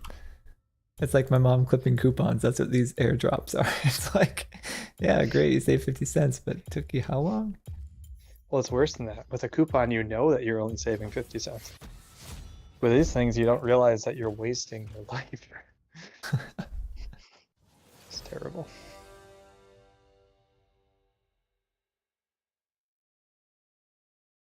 I don't know. Maybe it makes slightly more sense than I'm giving it credit for, but yeah, it does just scream like a scam right off the Oh, top to me. 100%. It's all a scam. It's like every single bit of it. Did you see? And every day there's more news about the crypto collapse going on. So FTX blew up, right? And then they were, quote, hacked for the remaining 600 million in funds, which was clearly the CTO or the CEO, right? Just draining it because he doesn't give a shit anymore.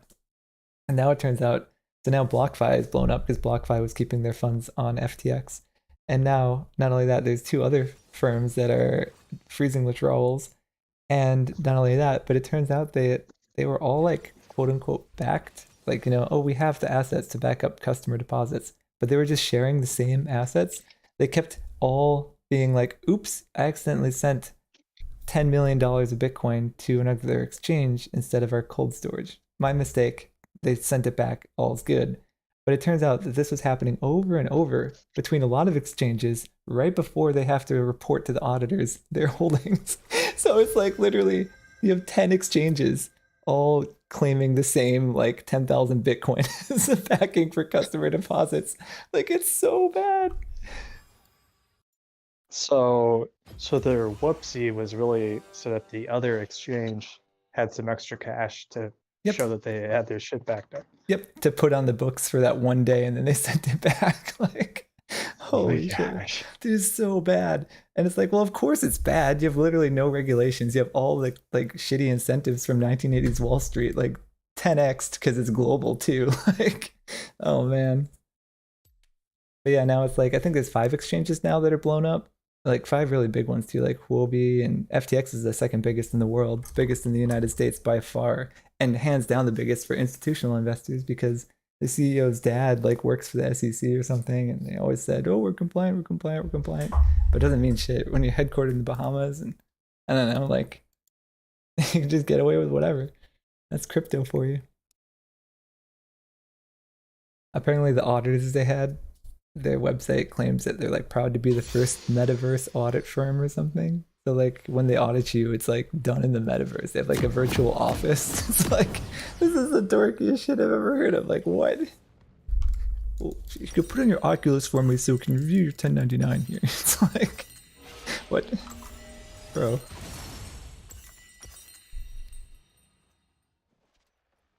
If the worst recession of our life is all it takes to get these people bankrupt, it's a small price to pay.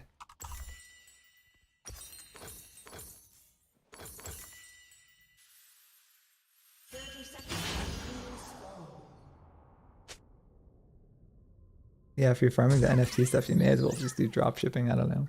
Some people do really well drop shipping. A lot of people don't, but hey, I don't know. Something to try. Remember Taylor Parsons was trying to do drop shipping? He had like hired 2 people, rented a warehouse in Chaska, and he had set up some kind of automation to try and make it work. No idea. I just joined again. Oh yeah. I went for a walk, and my phone's SIM card keeps like disconnecting. Oh man. I have to restart the phone when that happens. Otherwise, I can't use the LTE or whatever. Oh yeah. My phones have been doing that too. I'll go outside and it won't connect. I'll have to like toggle the mobile data on and off. And then it'll work. Oh really? Yeah. Mine gets into like a completely disconnected state though, where I think it's a problem either with the phone or the SIM card. It just says there's no SIM card, and then to get it to get hacked, you either have to take the SIM card out and put it back in. But I don't like carry that pin thing around with me, so just restart the phone. Does the same thing.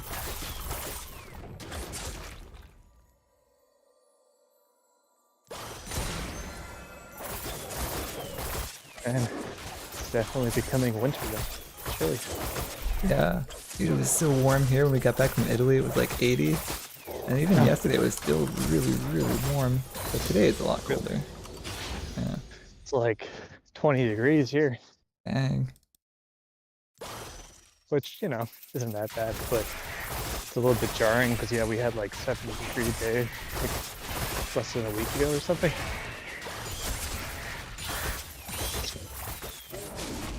So the front end of the winter is always worse than the back end, Yeah, because it's like a new experience. You get used to the cold so quick though. Like after a few weeks. Yeah. Exactly.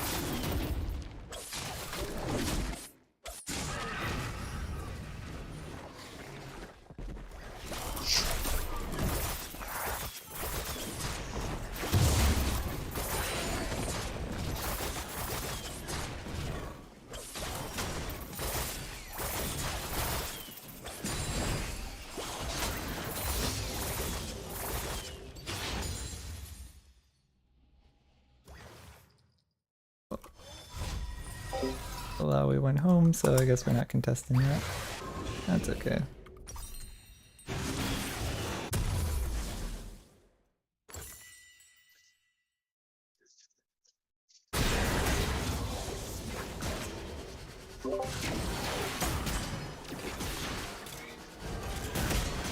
The Elon Musk Twitter thing has been really fun. Just total chaos. You see Eli Lilly's stock went down by 4% because a fake Eli Lilly account said they're giving insulin away for free now. And the same thing happened with Lockheed Martin.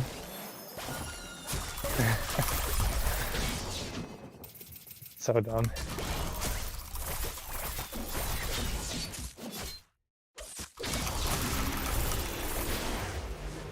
I don't know. I don't really have a strong opinion about that one, other than I'm kind of glad that Elon bought it. But as far as whether he's like fucking it up or not, I just don't really care. Yeah, it's kind of fun. I mean, Twitter hit a record high daily users the other day. because everyone's logging in to take part in the chaos. But now he's re-implementing verification, and they're like, "Oh, how are you gonna do it?" And he's like, "It's gonna have to be by hand." And it's like, "Oh, well, that's how it was." Like, he's just rediscovering why everything on Twitter was the way it was. It's like when the new CEO takes all of your marketing and promises seriously. They're like, oh, I guess that's why we don't really have AI videos, huh? Like, yep, yeah, because it's impossible. Super hard. Who knew? And today he was making some like offhanded remarks about, "Oh, sorry, our app is so slow in some parts of the world. Like, turns out we're doing 1,000 requests every time you load the timeline." And now everyone's like fact checking that all day. Like, well, kind of bullshit. I don't know enough to say. I do not either. Yeah. They're like, "Oh, we're And using then, like, GraphQL, so it's one round trip to the back end, but the back end is doing a lot of requests internally, which is fine." I'm like, "Oh, I don't know. Is 1,000 a lot for that? I don't know. Does it add significant overhead? I don't know." That's kind of like the degree of separation you have from that is like, I don't really give a shit. I'm the customer if I'm using it, and if it's slow, I just want it to be faster. Yeah, exactly.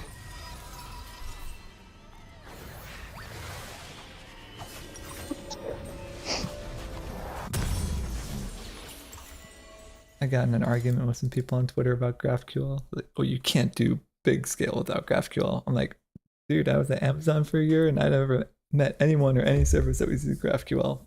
And you can't get any bigger scale than AWS. So, I don't know. We're doing plain old REST API endpoints. Works great. I don't know. Why complicate it?" Has been slain.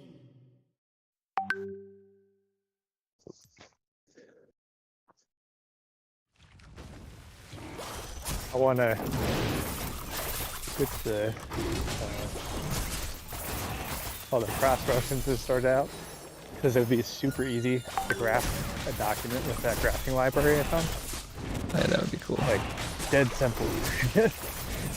But it wouldn't, like, I could already graph just the section structure, but it's kind of boring. It'd be way cooler to see the cross references. That would be semi-impressive. Not that I'm like seeking out cloud or anything, but it'd be just a cool little like show and tell thing there. That would be super cool. Could also do a little analysis to like score documents. Like this one's very interconnected versus this one is very sparsely connected. You know? That would be sick. Oh, I could, that'd be cool. I could totally get myself in the weeds on that. Like, oh, that's a really cool metric. We should start generating reports. Like, oh, fuck. This went from being fun to a chore. Yeah. That would be really cool though. I'm sure like clients would be impressed to see that. Like, whoa, it's like a, you know, like people have done that cross-references graph for like the Bible, like contradictions in the Bible, and it's like all the wires connecting to different chapters. You could do that for like our document in the sections. It'd be kind of sick. Yeah. A big map, like Minority Report style. Show the contradictions in the document. Actually, I found a couple recently, which is not surprising, but like, yeah, we're not matching this definition. And it's like, you know, it says it's defined in section whatever. Why aren't we hitting it? And then I go look at section whatever, and it's just not defined in there. I'm like, oh yeah, well, yeah, that's pretty simple actually. They just didn't do what they said they were going to do. Here's our visualization of all the defined terms in the document. We call it our maps of meaning. Perfect. Okay. Because it tells you what each thing means. Just when you thought you had the cross sections figured out, turns out the dragon is in shadows. Map of meanings.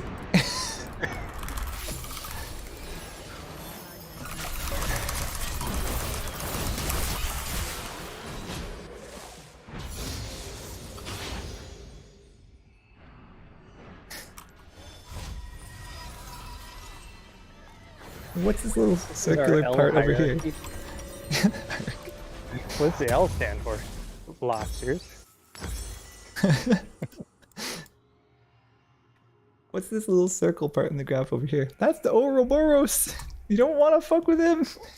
He'll get you! What's that Is have to that do with connected this to anything? Yeah, it's disappearing too. Given an infinite amount of time, it goes right out of the document. You don't want to be like Jonah and stare into the belly of the beast, do you? Then you don't look at it. The best part about this conversation is I have these tightly fitting earbuds in, so I can barely hear anything outside. And I'm like yelling out the shitty Jordan Peterson voice in the neighborhood. It's like very dark out. Jordan Peterson. I guess it's only like 10 p.m. there. Yeah, it's awesome. Still, it's just this random guy doing laps around the block. Just saying some kind of weird bullshit.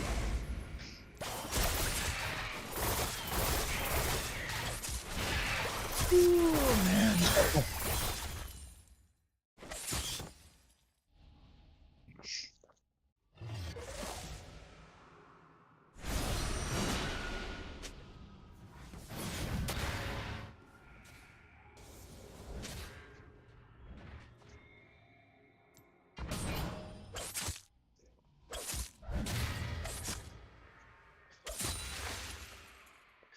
So I was at Austin's last night, and his daughter Scarlett, you know, she was supposed to go to bed, but she kept waking up, and eventually she just came outside again.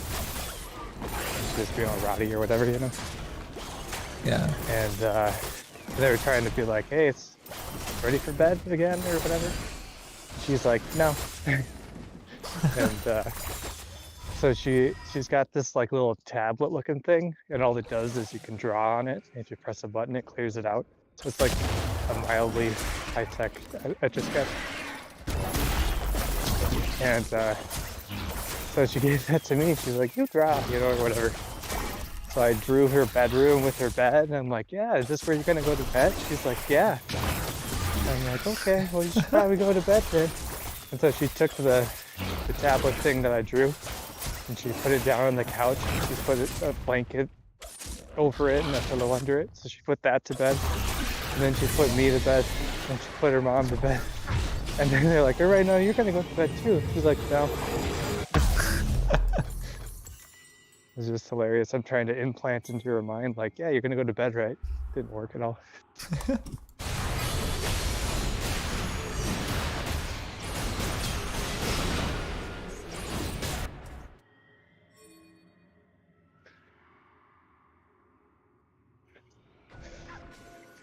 He's like, still no. Yeah. It's funny because she doesn't talk super good. She's more of a physical kid so far. So the way she says yes and no is like super deliberate, because it's some of the only words that she can really say, like help, you know? And you're like, you want to do this? And she's like, yes. I don't know. So I guess, you know, it's one of those things. If you're there, it's cuter or whatever, but just you have no idea what she's saying 90% of the time, so you get the hard yes and the hard no.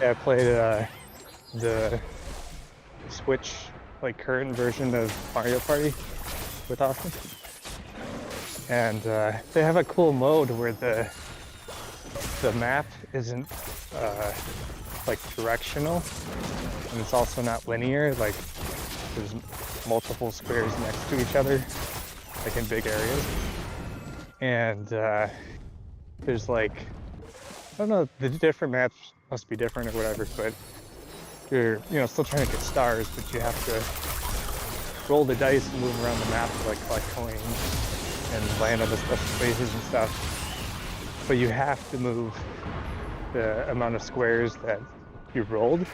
So if you need like an odd number to get to the star, but you roll an even number, you can't land on it. You know, otherwise you could like go around in circles until you run out of spaces and then still land on it. Huh. So it's a little bit different of a, you know, concept than just literally moving around a board like normal. And I don't know, it's not like there's a ton to it, but it's kind of cool. An actual different take on Mario Party. Yeah. They're like on 8 or 9 or something now. Oh, I know. We played the one on Switch at a friend's house up here, and it was pretty fun. We did the river rafting mode, so you like, as a team, choose which balloons to go to, and then each balloon gives you a different style of like mini game. It's kind of cool. Oh yeah. That was a different take on it as well. Mario Yeah, Party is so Austin said he fun. doesn't like, he said he doesn't like that mode, so we didn't play that mode. Oh, So I don't know. But I got him. I actually bought 2 Mario games for them, and the other one was like the Mario Party All Stars. And I thought it was like the newest Mario Party, but it turns out it's just like a selection of some of the maps from the old Mario Parties. And I was surprised at how like minimal the game was. You know, it still played like those maps did on Nintendo 64 and stuff. But it's like, who really cares, you know? It's like only 5 different maps, I think. And, you know, a handful of games from each system. But not all the games. And then you like, you can't even select the specific games you want. Like, you know how in Super Smash Bros. You can literally like turn on and off all of the items and pick exactly the ones you want? oh yeah, yeah. Yeah, it wouldn't let you do that. You could just pick like family games, fighting games, all games. You could pick categories, but you couldn't actually pick like, I hate this one mini game, you know, let's not include it. So I was just like, you're already rehashing the old maps from the original games, but you're not even adding any like features. Like, how do you actually want to play this map, you know? It's just like, nope. Might as well just get the N64 out because it plays exactly the same. Right. And it's still like, you know, $50. It's like, what the fuck?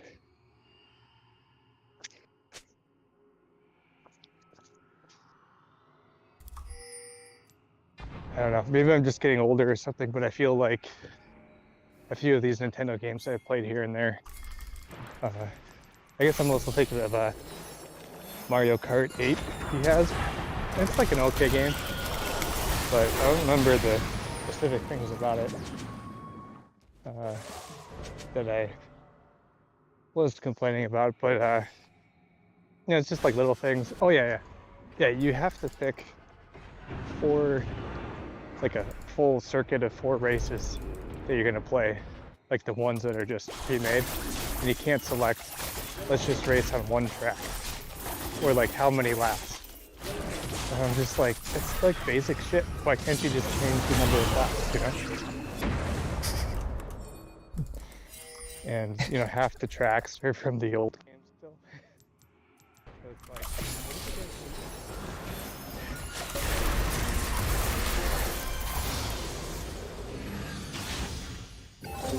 That was some goofy shit. I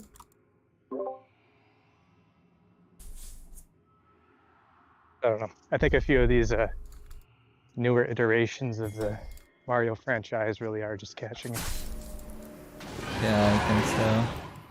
I remember Mario Party on Wii was super fun. Double Dash. Oh yeah.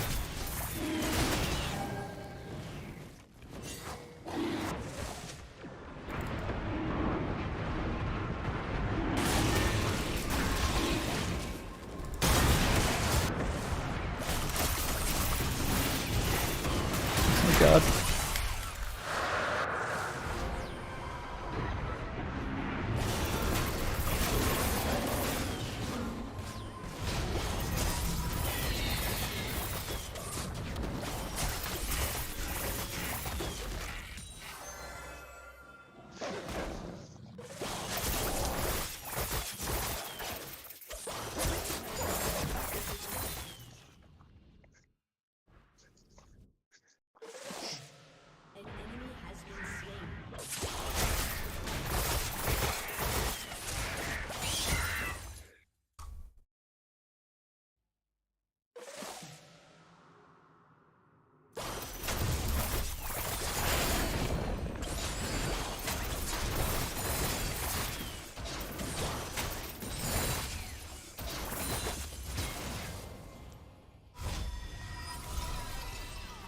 Obviously, I'm walking outside. Is my mic bouncing around coming through it all? No, actually, it sounds fine. Nice. 100%. Yeah. I just realized we're in Discord, so it probably rocks. When I guess maybe if there's wind, maybe that would still distort when I would talk. But when I'm on like a normal phone call or like Signal, when the wind picks up a little bit and I'm outside talking to somebody, they always complain because the wind is like, and all that. Yeah.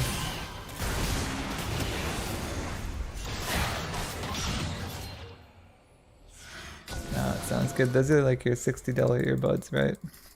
Nice ones. Yeah, but I'm sure that the microphone is half the. I think they were $80.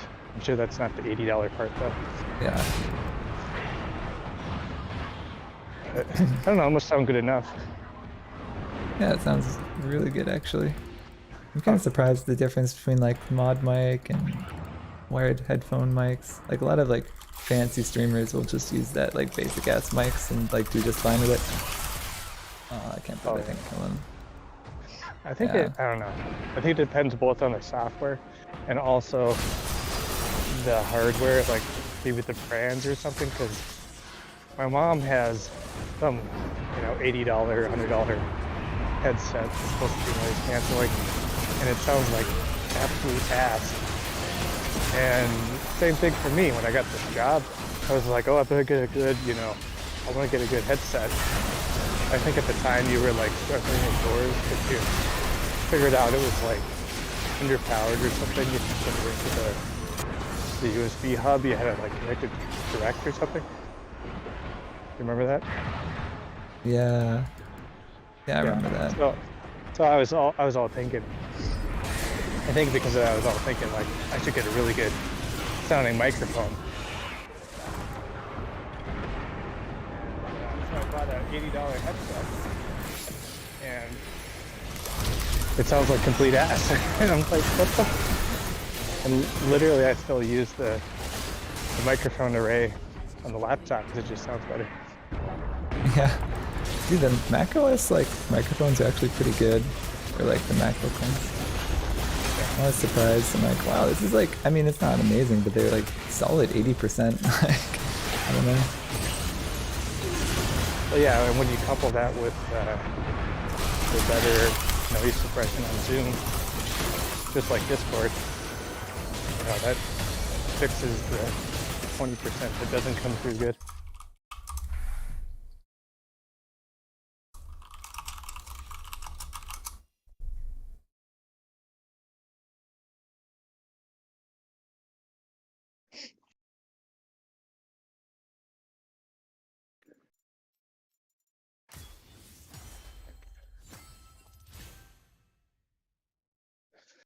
So I got a spare TV. I need to figure out if the really cold weather will ruin it. So otherwise I want to put it in the patio room. But it's not heated at all, so it has to withstand, potentially up to -40, right? And I suppose I probably wouldn't use it when it's that cold, but 0 degrees or something, that's pretty average temperature out here. Yeah. Seems like a bad idea, but like I don't know what the fuck else I'm gonna do with this TV I got from my dad. I originally got it because the freebie one that was downstairs already was going out.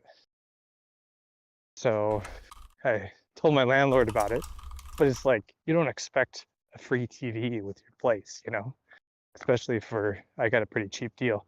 So I wasn't like, you need to replace this. I was just like, I didn't break a TV. It just went out. Don't know what to say, But then literally within a couple weeks, right when I got the freebie one for my dad, she put a like pretty nice new 4K TV down there.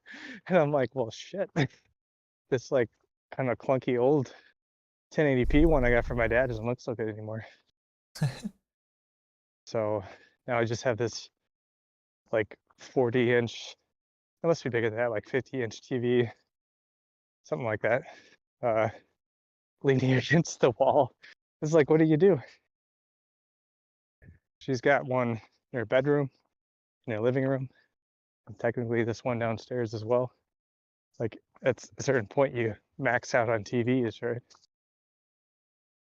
Yeah. Like old video games look better on old TVs actually because it's native 1:1 pixels. Yeah, that's true, but this isn't that old of a TV. Oh, Like, it's 10 years tops, but I don't think it's quite 10 years old. So it's still flat screen and everything. It's just normal 1080p and probably looks relatively fine. But the one she put down there is 4K, so it's like, well, how are you going to argue with that, you know?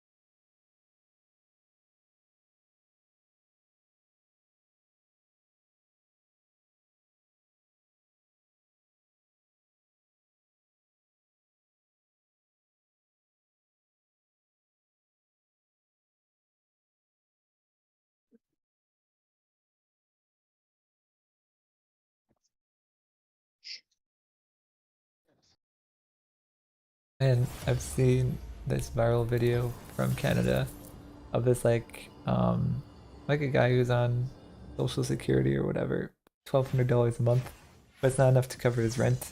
And he doesn't want to be homeless, so he's trying to get certification to kill himself or whatever, like MAID.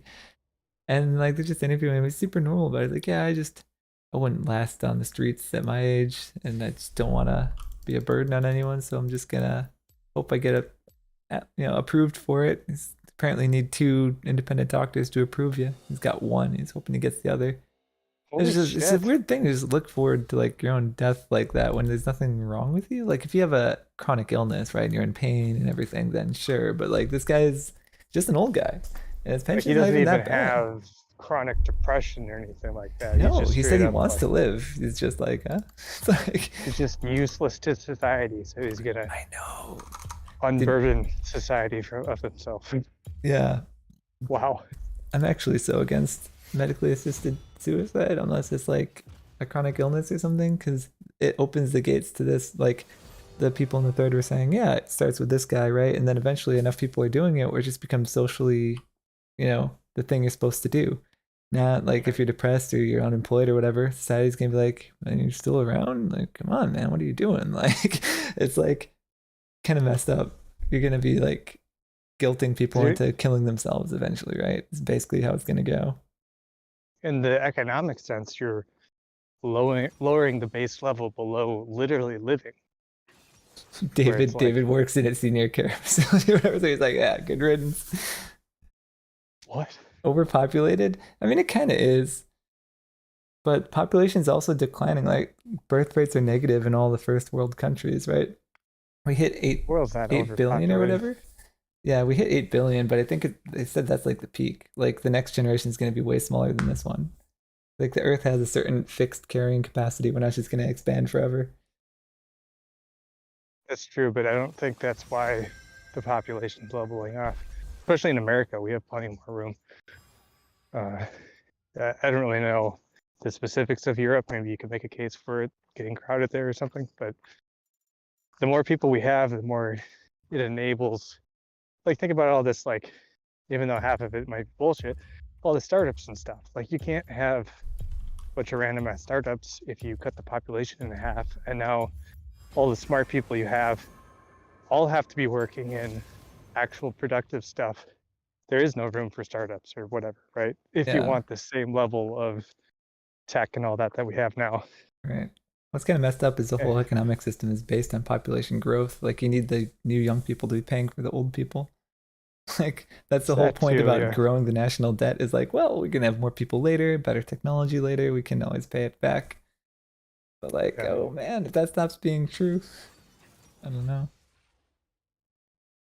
The incentives are all messed up around that though too. Yeah. It's more and more expensive to have a kid anyway. And the poor people, crack babies, you know, they get a pass. You just pay the welfare on that. But that's kind of a separate issue though, I think.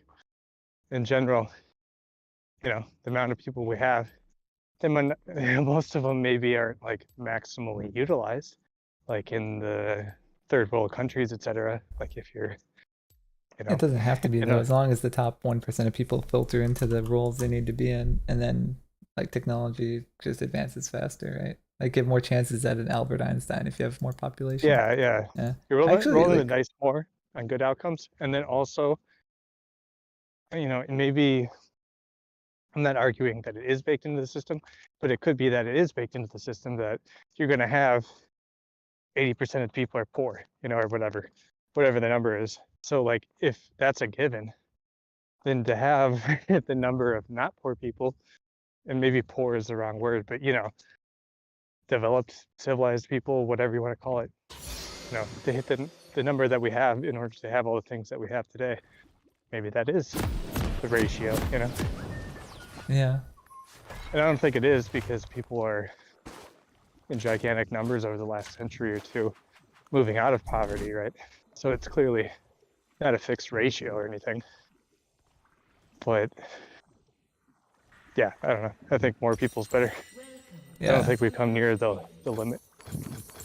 I think we might be near the limit, but I agree with Elon Musk that like population collapse is one of like the fundamental risks to civilization. Like we need to be growing the population a lot faster than we are. Like we should have subsidies and stuff.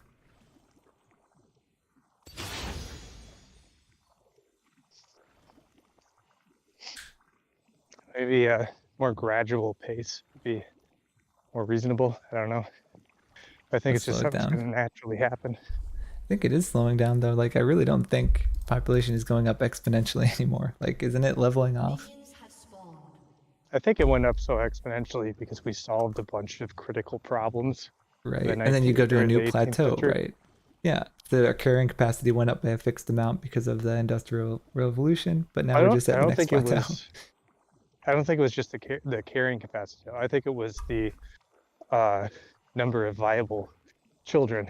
And what I mean by that is like you were expected to lose half your children or whatever, right?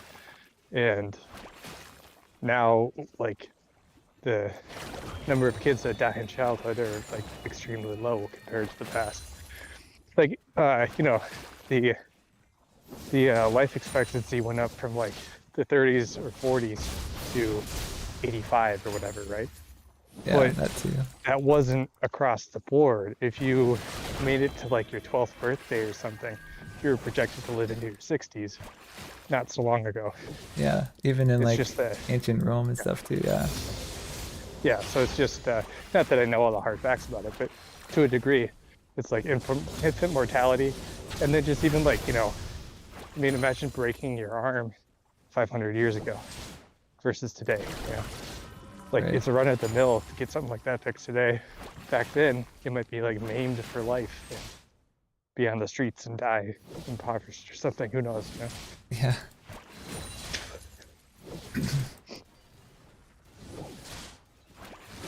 Now you just get a $200,000 bill and get sent back to work.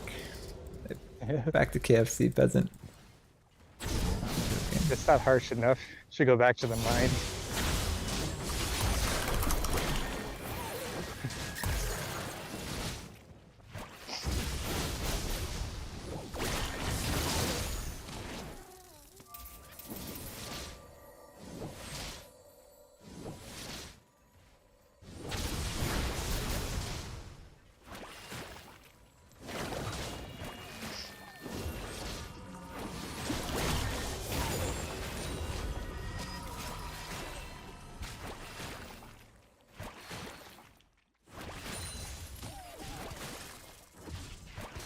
It's funny that people say there's too many people. It seems to me that that's the type of position that goes along with more extreme environmentalism. But I don't really think that makes sense. Because if you actually get to a fully sustainable society, doesn't that improve the carrying capacity of the Earth? I don't know. Like Wait, if you recycle all your fresh water, then what's the problem with living in a desert? You know, yeah. doesn't that improve the number of people that can sustainably live on the Earth? Right. I don't really understand why. At least to me, it seems like those two positions go together.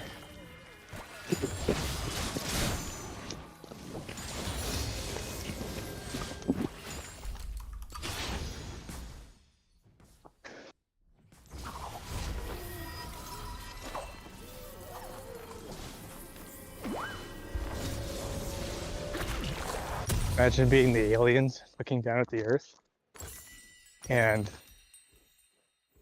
civilization all of a sudden jumps up. The Earth populates sporadically all over the place by a ton. And then there's these weird desert people that all of a sudden organize their entire civilization into a single line. Oh yeah. You'd be like, what? Why? The line thing is such BS. It's just because imagine like video game level having no idea what the actual going ons are of these people, and all of a sudden they just form a giant line. Is this a religious thing? Like pyramids? Nah, I just thought it'd be cool. It'd be like pausing the game, renaming civilization equals the line.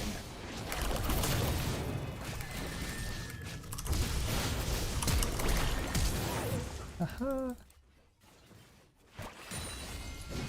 I can't believe they're actually breaking ground on the line. It's such a joke. I think it's just a publicity thing still. Like it's not actually gonna happen. I mean, that would cost a ridiculous amount of money anyway, right? So it's like a few $1 million to pretend you're gonna do it, huh? Yeah, exactly. Just for the clout or the money laundering or whatever they're doing with it. I wouldn't be like completely surprised if they actually did it, but it seems kind of stupid. Like what happens when somebody bombs the center? Isn't that like catastrophically bad compared to being a little more spread out? Yeah, actually, disconnect the whole thing. Like, you have one subway system. Imagine if the train's down. It's like, well, shit. Like, I guess we're not getting groceries. Imagine though, like, if instead of New York City with all its skyscrapers, there's just like one mega giant skyscraper, and everybody lives in it. Yeah. Well, good luck on 9/11, huh? One gigantic HOA. One HOA to rule them all. This is a dystopia.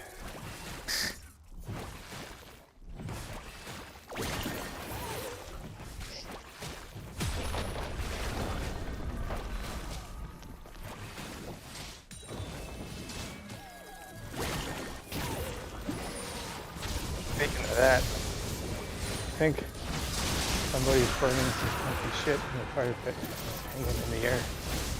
Oh, yeah. They call my age away. I remember, reminds me of your bonfires back in the day. And we'd be like, can we burn this wood? Josh and Jason would just throw whatever in there. Dude, I think that's treated wood.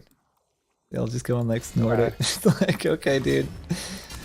Josh still does that sometimes. Yeah. Like, he'll be telling me about too. Like, oh man, you wouldn't have wanted to come to that fire the other night. Like, oh yeah. He's like, yeah, we threw like all this treated wood in there, and it was like actually super toxic. I was choking like really bad. I was like, but you still burnt it. Yeah. And this one time he did say like, yeah, we ended up going inside. I just like went back out to throw more in and then went back inside. It was like really bad. And I was like, yeah, that's why I care. I don't know what to say about that.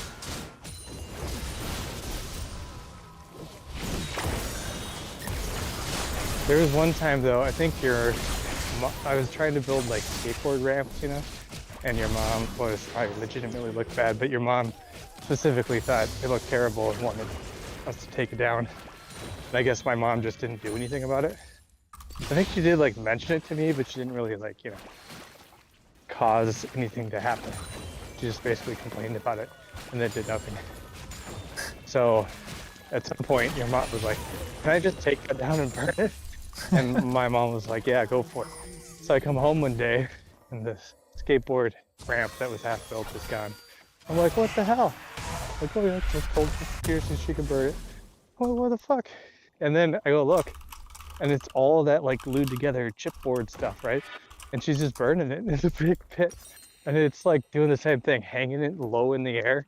It's like the most toxic burnt glue shit. I'm like, no. what the hell? You could just throw it away. An enemy has been slain. I remember at Jason's one time. This is before I really started hanging out with all you guys. This is some kind of random thing. Pretty long time ago, even at that, era. And yeah, like, I don't know what it was. Actually, I don't think it was at Jason's. I think it was there's the neighbor on the other side of you guys or something. And they were burning wood that was like painted. And I got like a rash from that. It was super bad. Oh man. And that's part of why I'm like kind of anal about that stuff, because not only am I kind of that way anyway, but I legitimately got like a full body rash from burning paint. Like, I know that it actually affects me, you know?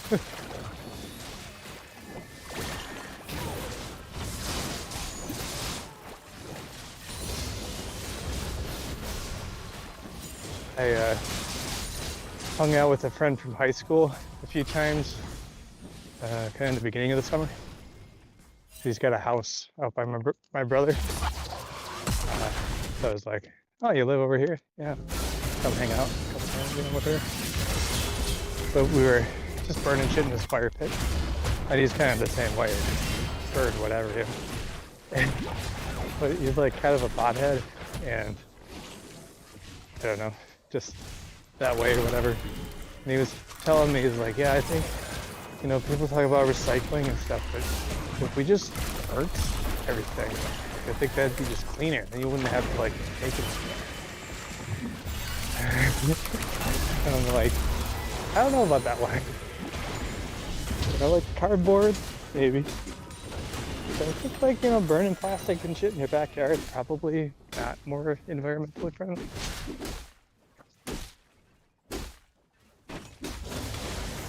I guess not everybody sees eye to eye on that. My mom's from upstate New York, where they would just burn everything in a barrel out back. Like, everything. All their trash. I don't even know if they had trash pickup or if they just didn't care. Probably both. Yeah. Real libertarians. To me, it's just so dumb. I can see, like, if you just don't understand that that's bad for you, I feel like it's not high-level information to just realize, like, just don't do that. Yeah. I don't know if it's like a full-blown class action lawsuit, but veterans will like get money for that shit. They have burn pits out in the field. So, like, I don't know exactly what the whole situation is, but probably so. If they're gonna leave a position and they don't want to bring all their shit with because it's not worth it, they want to like leave it to the enemy, so they'll blow it up or whatever. And I guess they'll have pits, so they just like burn extra supplies or whatever. And they fucking like get cancer from that shit, because you're just burning garbage. And it's like a thing. So like get money for that. It's so bad for you.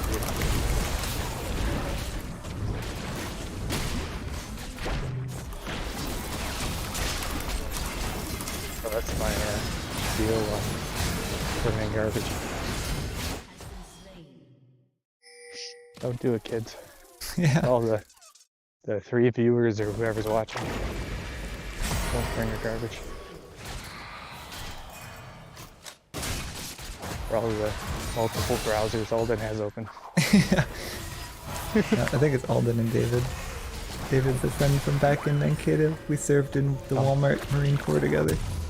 The Walmart Marine Corps. I was in the pets division. Dude, that Walmart was gross, man. It smelled like garbage. Speaking of garbage, it smelled like garbage in their parking lot.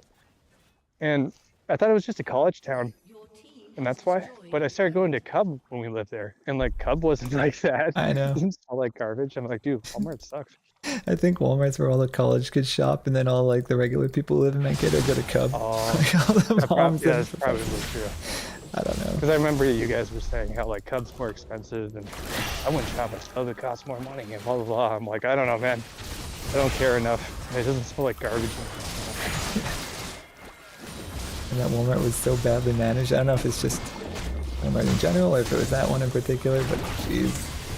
Probably a mix. 'Cause Yeah.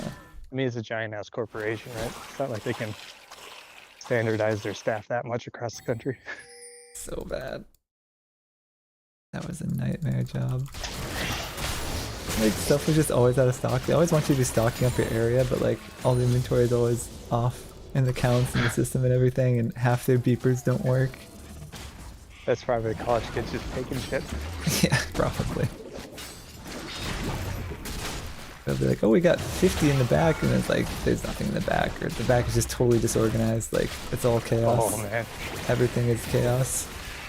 So you're like, well, I guess I'll just have my shelves be half empty then.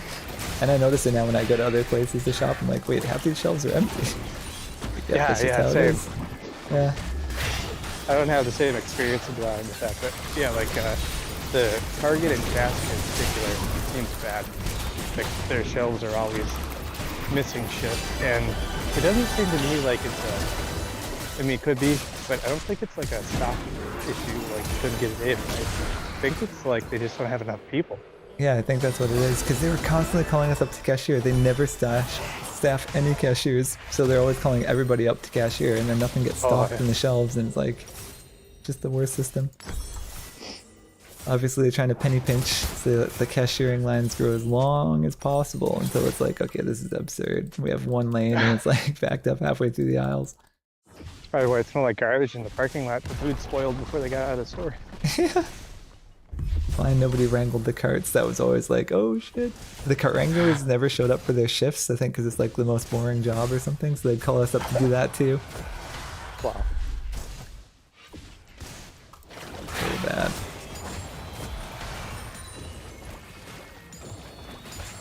I always have to remember that kind of job when you're thinking about, oh, what brand of coffee do we have?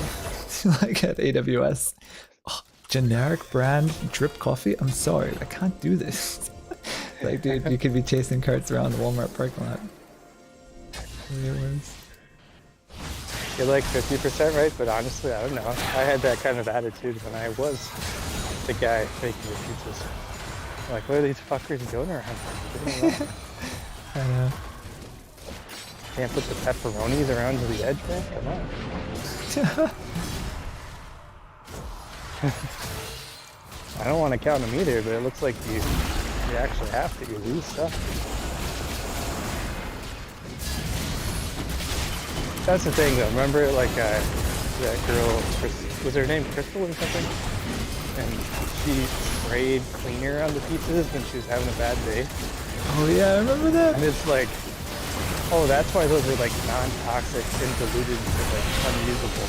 Because dumbass people like her are gonna spray your pizza cleaner feeling down. It's like, are you fucking kidding me? Actually think about that though. How many times you eat like Domino's or Pizza Hut or something, and you're like, man, I don't know. I remember this being good, but it just didn't sit right with me. Yeah. It's like, yeah, it's probably because it's got fucking floor cleaner in it, dude.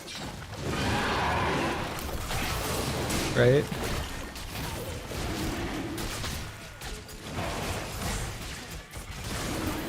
I worked at a local place here, the last pizza shop I worked at, and like for like 3 months, the freezer didn't get below freezing. I remember that at Pizza Hut. The freezers were always fucked. I was like, what? I just don't get that. It's like, personally, I'm not somebody who gets on top of like maintenance and shit either, but delegate that to whoever it is. Just like, you can't just have a freezer that doesn't freeze, man. Like, oh. Yeah.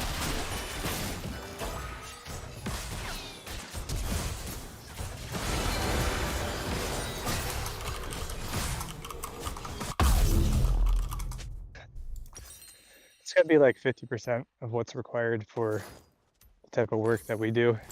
Just isn't a mild attention to detail.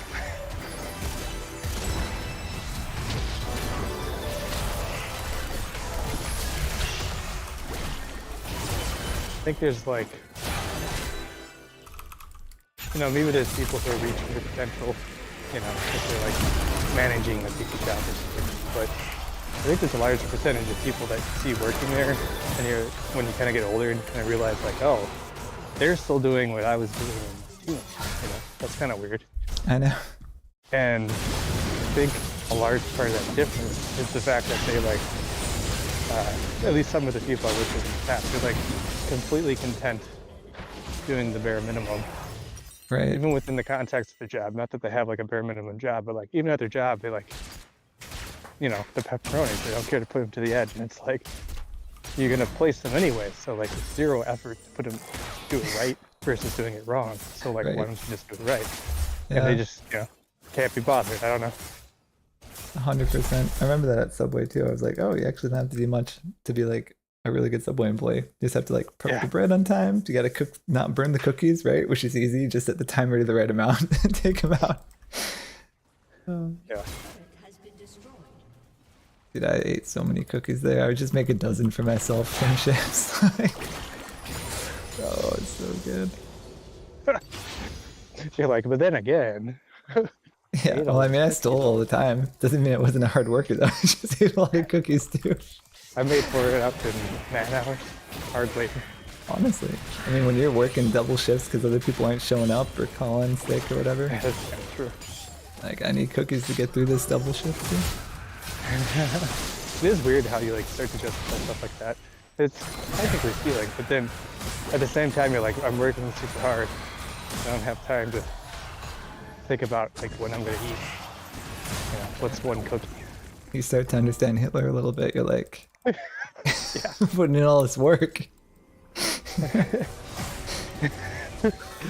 There's a lot of fucking Jews around here. Just want my damn cookies. Like, you'll start with one labor camp and just see how it goes.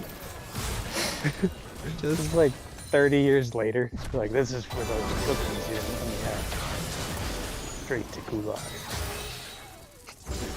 I gotta use this shit, but we better fight him.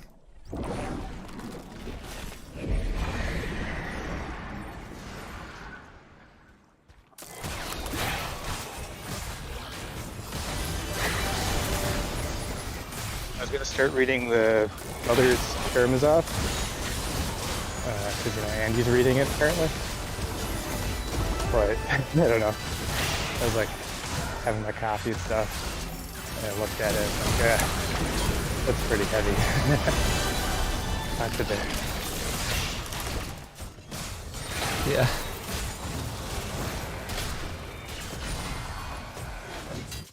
I didn't look at the page count, but it's just as thick and long looking as War and Peace, It's like, that'll take a while. Oh man. Oh, so I ran out of, Isaac Asimov wrote like 400 books or something, so technically I didn't run out, but I ran out of the Foundation series. So I'm kind of like, fuck man, I don't know what to do. Like I used to kind of make an excuse to do like a midday dip so I could read a book, for a half an hour or whatever. And now it's just like, I don't know.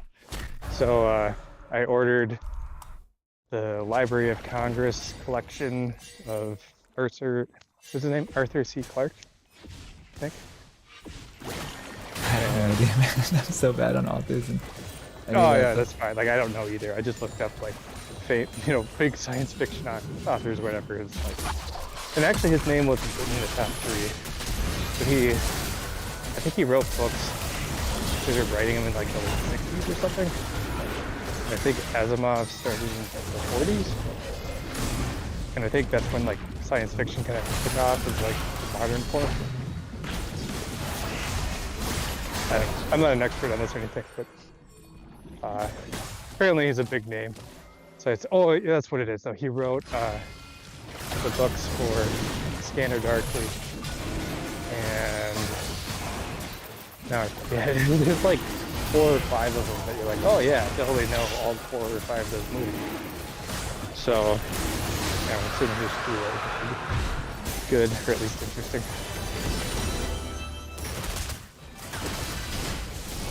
I'm hoping he's a technically better writer than Asimov.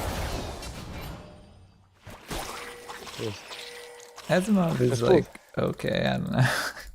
It was cool to read because like I just like the overarching story of it all. Actually, I wouldn't even say I love it, but it's just like the idea of like a story. People going to other planets, colonizing the galaxy, big empire, breaking apart, whatever. Sounds cool. But yeah, I mean like the kind of the middle section of the books didn't necessarily grab you a ton.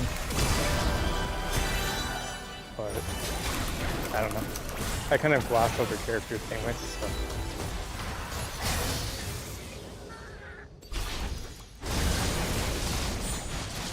Yeah, I heard Asimov is better at like settings than character development, which I don't know. I guess I'm okay with that. Yeah, I didn't think his books were that good. Well, wait, what did I read? He did Dune, right? No, was that someone else? Asimov did iRobot. I think that was one of the big 3 names. Was what's the Dune guy's name? The Dune guy, yeah, it was someone else. Asimov did iRobot. Wait, I really like iRobot actually. But then yeah, Foundation was like super boring. I didn't even finish the trilogy, just read the first one. And well, that's the funny thing is like people say like the core trilogy is the best. And there's more? Excuse me. Yeah, there's two sequels which are longer books than the core trilogy, so it's like definitely as long a read as the first 3, if not longer. And then there's 2 prequels, and I think the prequels are probably the best because they all follow Harry Seldon, who's the Jesus character, that predicts the future 2,000 years into 2,000 years into the future, and how he's going to affect pull the strings of history so that a new empire forms and whatever. Yeah. Anyway, the prequels though follow his story leading up to the start of the Foundation, and I thought it was just better just because it like actually follows a single character through all of it. And I thought this same thing about the Robots books.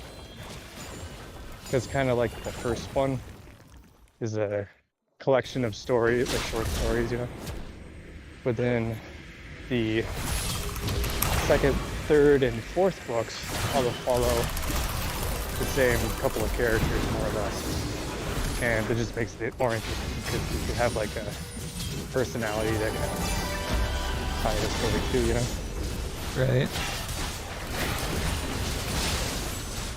And yeah, I don't know. I wouldn't say those are like fantastic either, but I think I probably enjoyed them better than Foundation.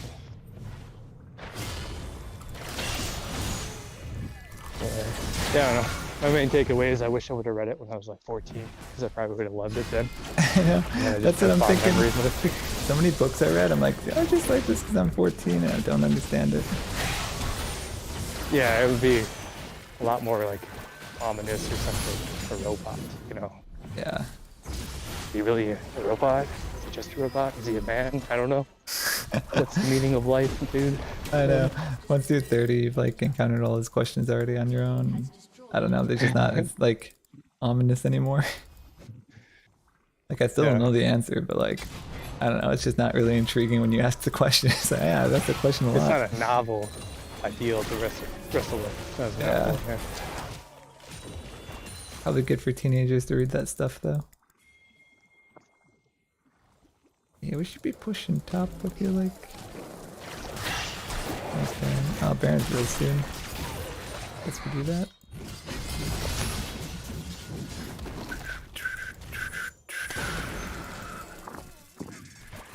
Whoa, wait. Hold on. I would recommend War and Peace though, it's like science fiction. But that actually was a book where I'm not even really sure what the point of it was. But it just makes you think. I guess, eventually. You get far enough into it and you're like, man, it's kind of fucked up. Napoleon just like killed a bunch of people and died in the winter. What the fuck is going on?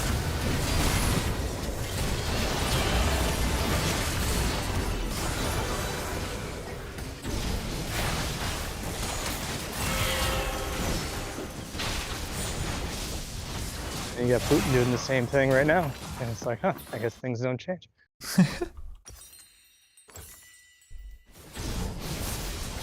I watched an interesting YouTube video actually the other night that kind of did like an overview of the political situation surrounding Russia and the implications of the Ukraine war on that situation. And I guess there's a bunch of, I don't know if you call them like republics or anything, but there's a bunch of, you know, like second tier states or whatever in the Russian Federation that actually some of them are their own countries. I was a little confused because I don't know like all the countries in that area, but like Tajikistan and Kyrgyzstan or whatever. But then some other like people groups that I think are part of the Russian Federation directly, but they're all tied together in like a security, I don't know what you call it, but similar to like NATO in a sense, where, you know, like all the NATO countries are gonna probably not declare war on each other because we're all part of the same alliance. That'd be weird, you know? So they have like a somewhat similar thing going on over there apparently. And Russia has been playing that role, like the United States does in NATO, of being the actual force behind this security, you know, alliance situation. And the problem is that them completely fucking it up in Ukraine puts their like authority in question. And then it's kind of like, who's gonna keep the peace? And I think, was it Armenia and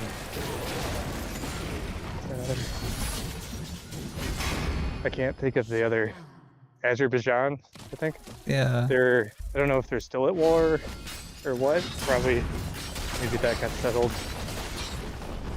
like a year ago or something, not sure. But, or no.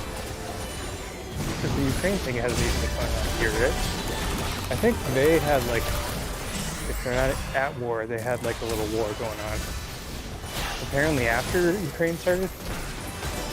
And the claim of the video was that they're kind of checking Putin's power. It's like, hey, you got all this bullshit going on in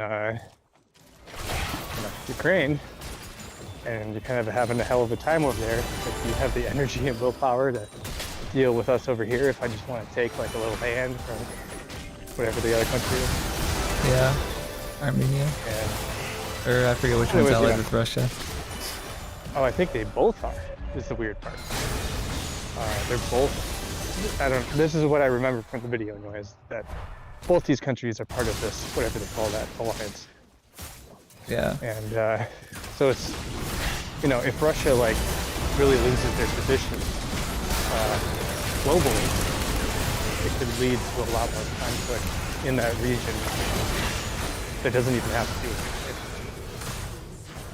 So I don't know, we'll see what happens obviously, who knows, but interesting that, you know, Russia can be the boogeyman and still be the stabilizing force in the area, you know? Right.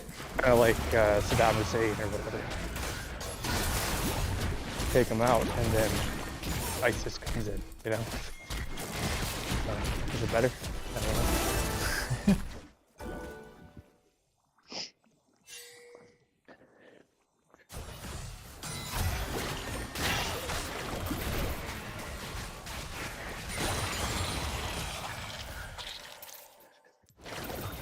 I mean, with Ukraine, I think it's clearly better in Ukrainian hands. The people are Definitely. like jubilant and everything. In my Yeah. opinion, at least, definitely. But I think the point is, though, is like, it doesn't really matter whether you think, you know, Russia should take these areas of Ukraine or not. The fact that they're failing to do so has broader implications in the area. That's So, true. yeah. It's like geopolitical shit that you can't really get away from.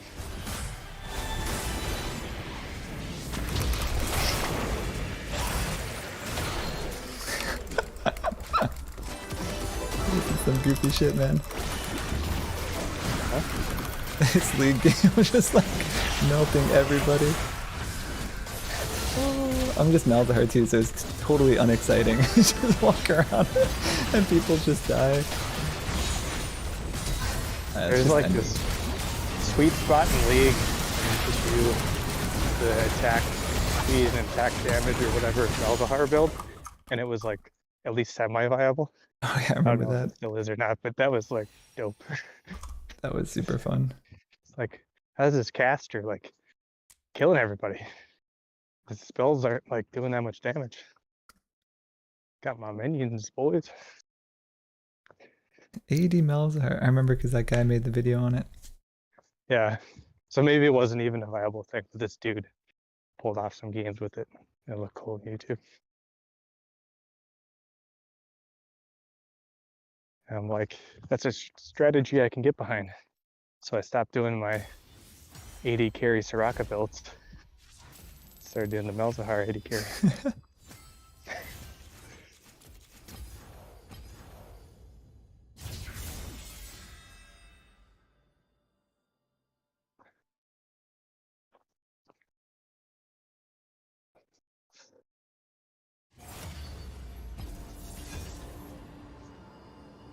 Elon Musk says he's working morning to night, 7 days a week. I believe it. You know, that sounds just like when the politicians are like, I will fight. What do they always say? Yeah. Like a specific thing. I won't rest until, you know, such and such is done. And it's like, yeah, right, motherfucker. This is like the 20th thing you're not going to rest on. I Get some know. sleep, dude. And they're like not showing up for half the Senate meetings and stuff. Yeah.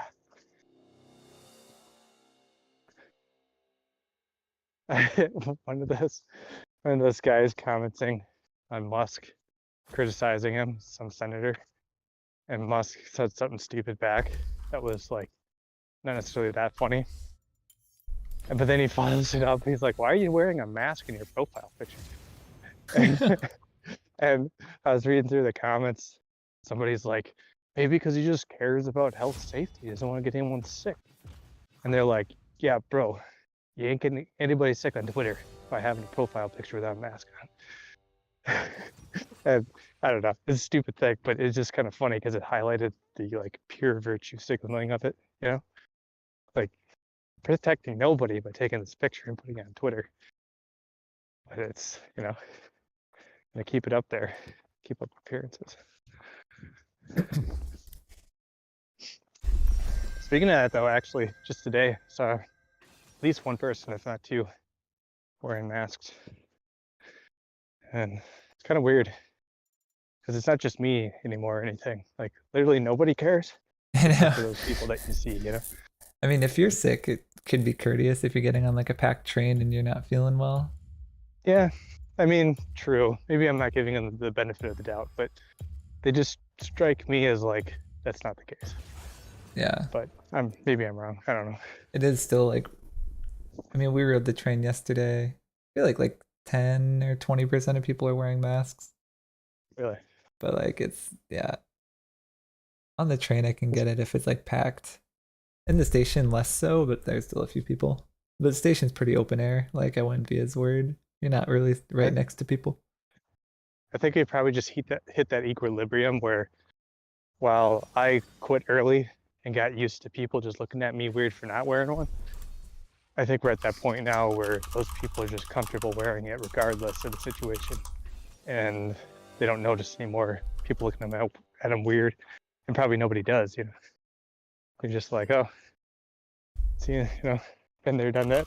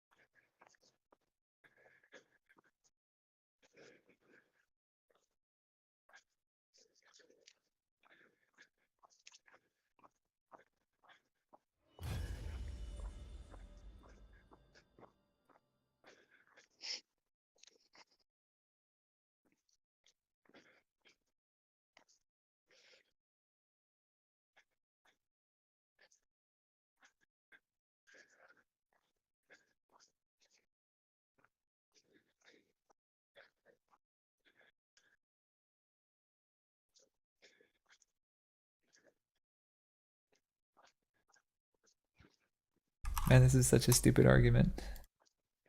What are you watching? Now I'm just like came across this tweet or whatever.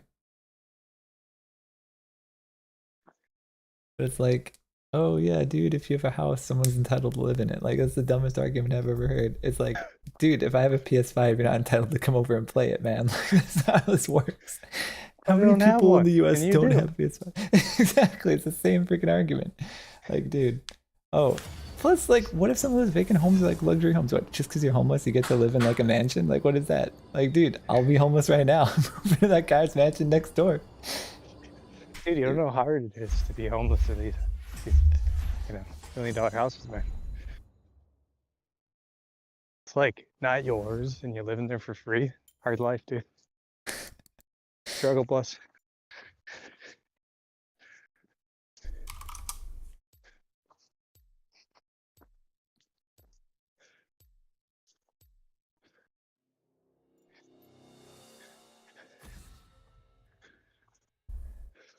Yeah, that's dumb. It's like you're basically saying that the solution to homelessness is to remove all responsibility and all economic incentive from these people.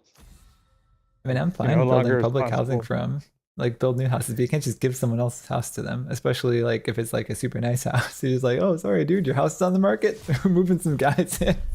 Like, what That's the fuck stupid is too. that? But the thing is, though, is like, where do you even draw the line with public housing? Like, how nice should that be? Because theoretically, nobody should live in a shithole, right? But Why then, not? I don't know. I'm fine with like communist style block housing for public housing. It's fine with me. but that's what I'm saying. Is like, well, where do you draw that line? Because like, they could also just live on the street, and that's apparently untenable, and it is bad. But the point is like, do they get an indoor pool in the common area at this like public housing? Is that a necessity, or like what kind of amenities are considered base level? Right. Is running water necessary?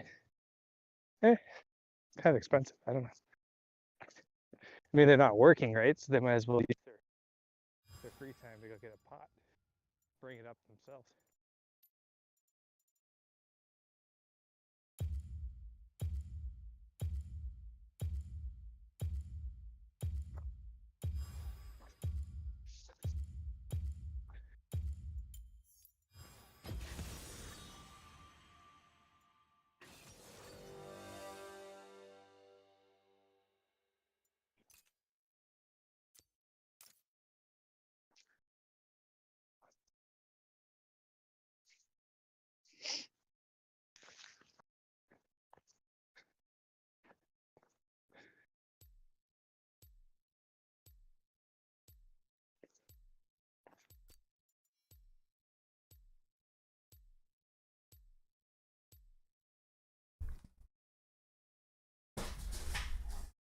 Yeah, and if houses were like Alden said, if houses were 100% occupied, nobody could move. You'd have to have a buyer and a seller at the exact same time. Like, That's that's such a good point. and what do you do? Kick the homeless guy out? Like, sorry, bro. Like, this kid's moving out of his parents' place. You gotta get back on the streets, bro. Like, oh, it just doesn't work. That's an amazing argument. I don't know if that wins the argument, but it's such a great point.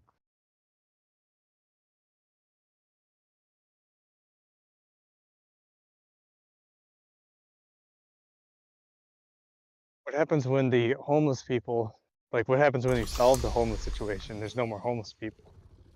Then it frees up all this housing that they were staying in for free. It's gonna crash housing prices. You have new homeless people kicked out to the curb by the bank. Right? Can't win. You literally can't. What if you get kicked out of your house, you become homeless, and then they put you up in your old house? Wait a second. Yeah, oh, we're foreclosing you, bro. But since you're the first homeless person, you get to move in the only vacant house in the market, which is your house. Here you go. Like, Here's the keys. Guaranteed that would happen somewhere, right? Just statistically, like once or twice, that's gonna happen if you had that system.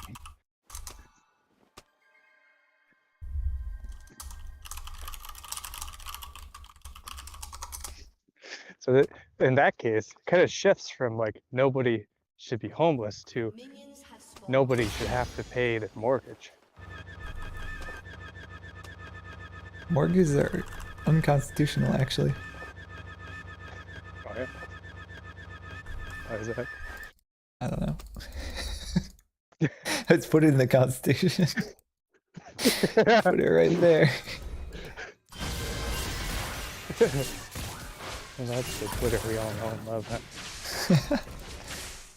Dude, some of these far left arguments are just completely dumb. I'm a Biden maximalist, a maximal centrist. Even more of that milquetoast neoliberalism with capitalism on top.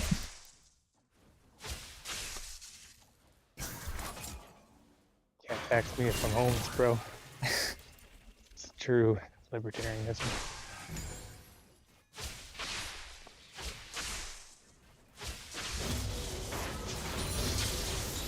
Homeless with just a bunch of Bitcoin. Imagine being homeless with a bunch of Bitcoin and then the exchange gets hacked. They'd be like, I was sleeping on the streets so I could buy more. Oh shit. And then you get put up in that guy's house. So you're homeless. Right. It's somewhere home. No. Sounds like a movie or something.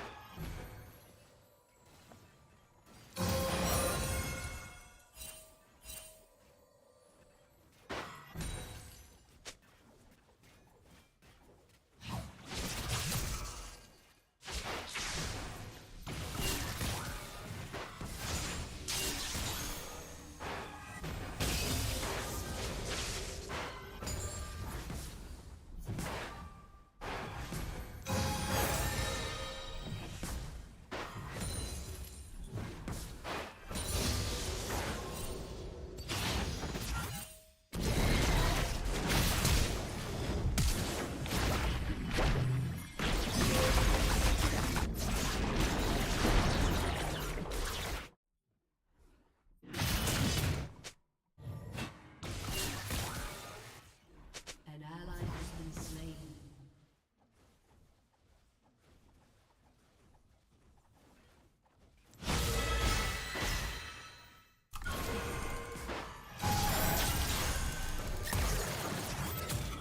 An enemy has been slain. An ally has been slain. An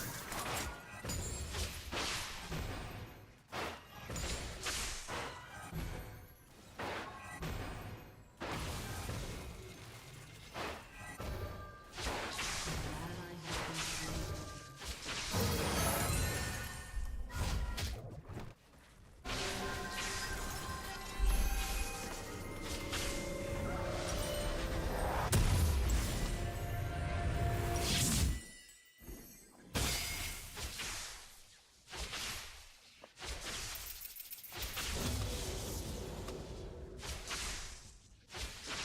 slain.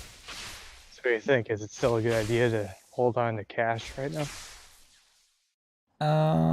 I don't know, because there's a lot of bullish stuff going on. Yeah. Like, Russia's finally retreating in Ukraine, and what was it? Inflation's cooling off. Who knows if that's long term, but yeah, I don't know. A lot of people keep sharing these like 2008 analogies, and it's like, you know, it's a fine analogy until it's not, right? Like, do we have Yeah. the same systemic risk as back then? I don't know, actually. Like, there's a lot better financial regulations in place and stuff. Like, are we gonna have collapse? Or like interest rates, right? Like, they only need to stay high as long as inflation's a problem, but then they can come back down. So what if inflation just falls off a cliff and then rates go down and home prices go back up and everything? Like, I just don't know. Super weird now. Like, for sure, these are like economic situations we've never had. Like, people are saying, oh, the yield curve's inverted. We have all these recession indicators like flashing red. But at the same time, we have like extremely strong jobs. Like hardly anyone's unemployed, and savings are still really high. And all this stuff. It's like it's weird. No one really Are knows they? what's I going thought on. like consumer debt was higher than when it started. Yeah, it's not that credit card debt was really high, but I think savings are still high too, which is weird. I People just just don't being know. lazy and not paying the cards off. Maybe feeling more. I guess it Or makes maybe sense. they got People it all like, in the market and they don't want to pull it out to pay off the cards. yeah, that might be it too. Dude, Of course, that's one thing. it's been going down. I don't know. Markets are pretty down. They're down like 20% this year. A lot of people might have taken out loans against their home equity to buy crypto or something. I don't know how many people did that. You always see one or two that did, but is it systemic? Like for 2008, we need something like systemic, right? Not just a few idiots.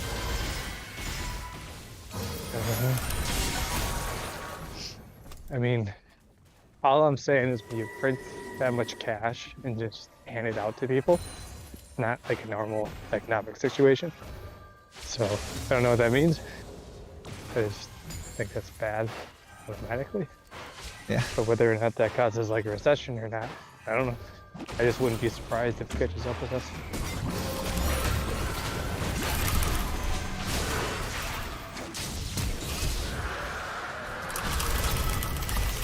I mean, it already has, I guess, with inflation. I just don't feel it as hard because like my job situation improved so much that, Yeah. you know, I'm still way ahead as far as I'm concerned. But Same. It's that's hard kind of- when you're like moving up in jobs and getting better pay. You don't even notice the inflation, but it doesn't mean it's not happening. yeah, You just lose perspective. And now you see why like these politicians can't even relate. Like this one politician tried to live on minimum wage for a week. He's like, I couldn't even buy like my yogurt and fruit like I enjoy. Which is true. Like I remember being like that as a grad student. I couldn't afford like yogurt's like a luxury. I don't know. Stuff. Unless you have a part-time job, then maybe you can get some. so basically, like they're so far removed from that they don't even realize that the food you buy is a consideration.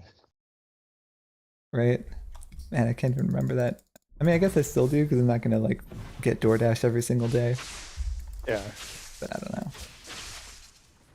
but like I've been buying salmon and stuff lately, and trying out the grass-fed meat, seeing if if I can tell or anything, Can't It's you? just not that big of a deal. But a year ago, or 2 years ago, there's no way in hell I'd buy that because it's just more expensive. I don't have extra money, so why even try it, Just save a Right. few bucks to not get it.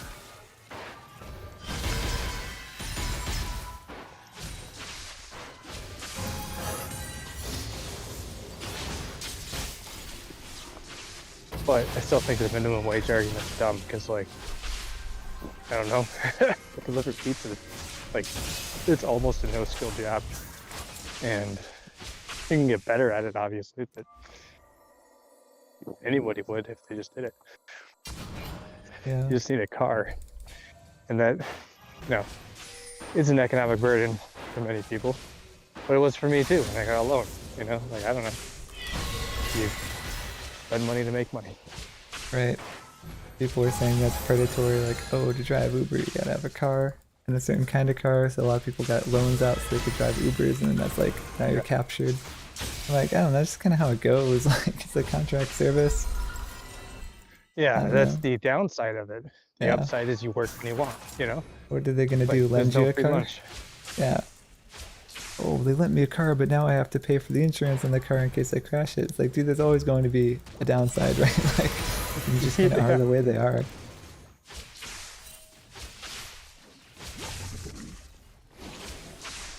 I think the truth of the matter is there's just a certain percentage of people who they're actually talking about that do live on minimum wage in one way or another, that are just unstable people. If you're born in this country, you're 40, 50 years old, working a minimum wage job, you better have like a disability or something, because that makes no sense. And then if you have a disability, you're getting SSI or whatever.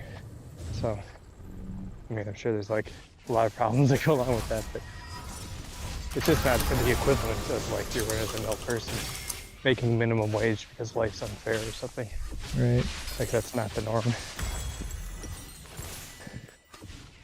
And really, just about nobody should expect that to be the way their life plays out. Has been destroyed.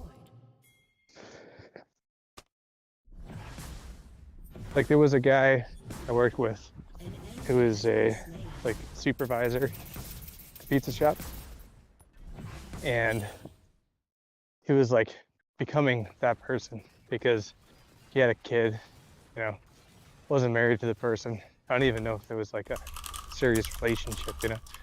Has a kid, can't pay for the kid, still has child support, and then used to, like maybe when the economy was a little better or something, I don't know what the situation was, maybe he just, you know, had less responsibilities. He'd go to the bar every night and get wasted, and he would drink on the job, driving, delivering pizzas. He'd be drinking beers in his car while he's delivering pizzas. I remember And- there's a guy at Pizza Hut like that too. Yeah. And, you know, I guess he made it work for a while. That's what he did. Huge alcoholic, you know? And then one night he got blackout drunk, drove 90 down to 30, just running from cops for no reason, and T-boned a Metro mobility van, basically like a minibus for old people, tipped it over, and basically should have died, but happened to survive, collapsed his lung and all that kind of shit.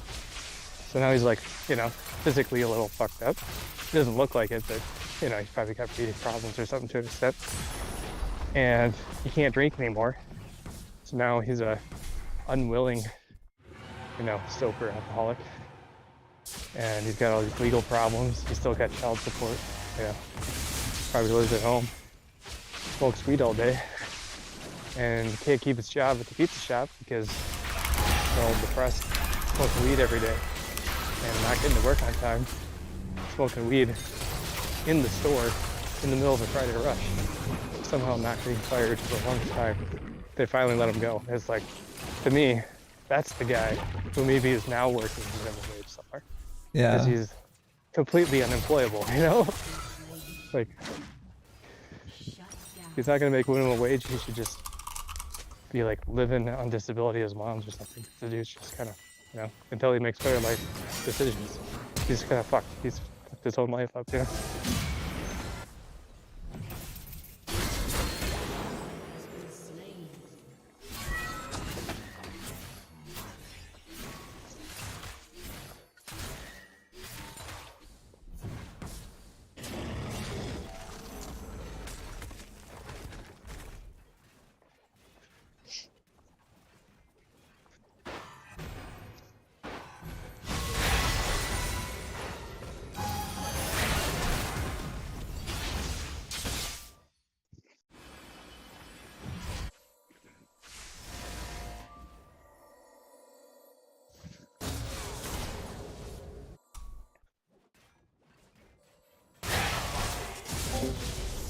Wukong is too slippery to kill. And then Ashe we could kill, but she just went home. There's like nowhere to roam to right now. There's no dragon up. There's not even a herald. Nothing to do.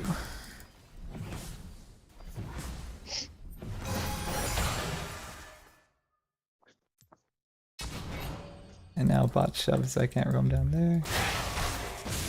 They have pinks in both middle bushes, so Zek can't gank.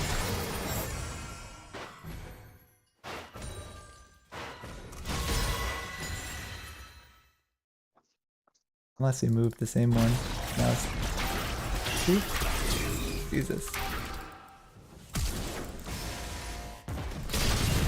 Wow, well he flashed for it. I'm cool with that. Flash ghost. Belveth flashed. He's gonna do 3 top soon. Oh no, they didn't even need it. He got it by himself.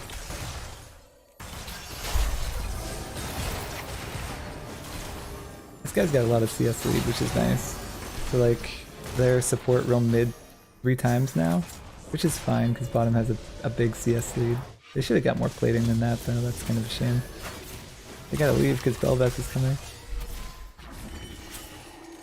She's gonna ult, then Belbeth's gonna show up. Oh no, she went to do the Herald.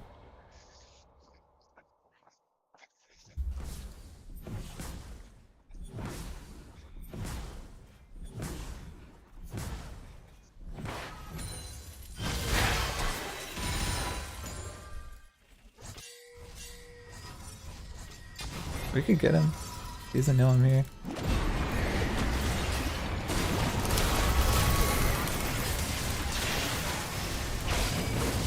Please get him. Oh god.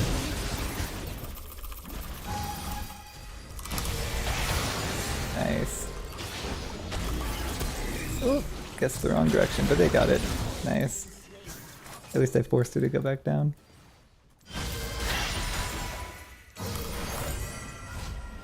Okay, so there's 3 bottom, so we can stay here for a bit.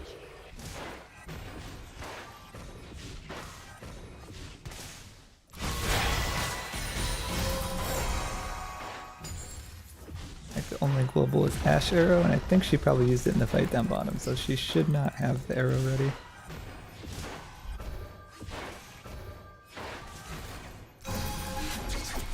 Yeah, we're fine. Oh fuck, unless she's gonna be here. Fucking flash me? Again? How many times does she have to come down here?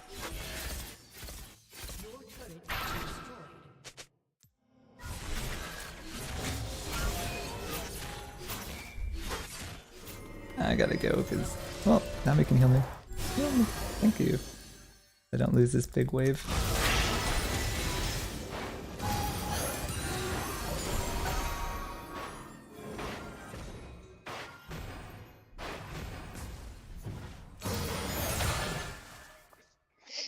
I don't know if I already mentioned this today, but got my dad on GitLab, you know? It's just kind Yeah. of funny watching his texts. Like, yeah, so I switched to this new branch. I made some changes. I added them, pushed it, and then I merged it to me. And I'm like, good job. So it's just kind of funny to see somebody get to basics, you know? Yeah. It also sounds really dumb saying main. That's the default, I guess, now for the master branch, you know? And if for no other reason, because, like, I want to say, hey, you switch to master, because that's like your main branch, right? But instead you say you switch to main, because that's like your main branch. I guess that's kind of redundant, you know? It just feels dumb. You I can't, know. like, emphasize the point you say, you know? It's already called main. If they don't get that, what do you say? It's like a dumb problem, but I don't know. Like, Switch to the main branch. Like, which one though? Which one's in the main branch? No, it's called main. yeah, exactly. Yeah. It's like, it's not like a big deal, but it's just annoying. Like, there's no reason to make this more difficult than it already is. Yeah.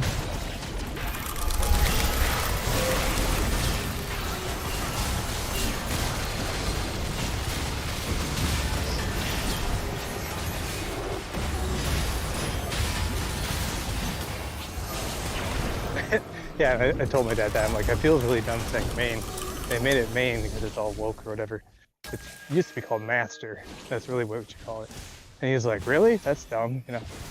And then I'm like, yeah. And he's like, you know what my position is at the company? Which is like, he's just one person, but he's a company too, you know? Like, know what my position is? Like what?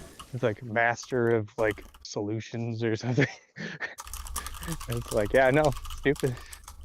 But somebody somewhere got offended, so that's the way it goes.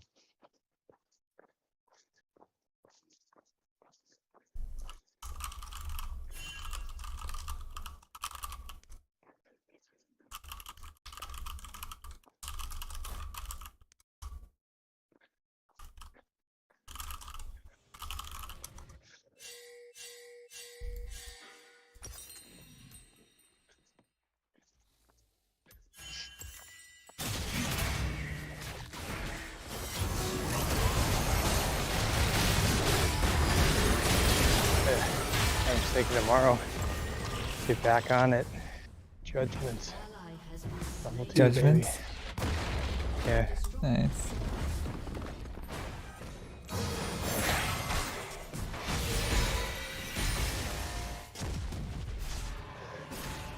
We're on, opposite time schedules. Makes things more difficult. And part of it is because I'm like, looking at it, I'm like, I think probably works better this other way. But I should probably do it the way that she specified first, so that she sees the results changes. And then I can try my way and say, hey, are these better results, But the problem is we're on the opposite side of the clock. So she gets a full workday in making a whole slew of updates. So that by the time I look at it, it's a whole day's worth of implementation. There's no time for trying things a better way. It's only been like half a week, so character is so hard to, I guess. But wish I understood the lawyer stuff better.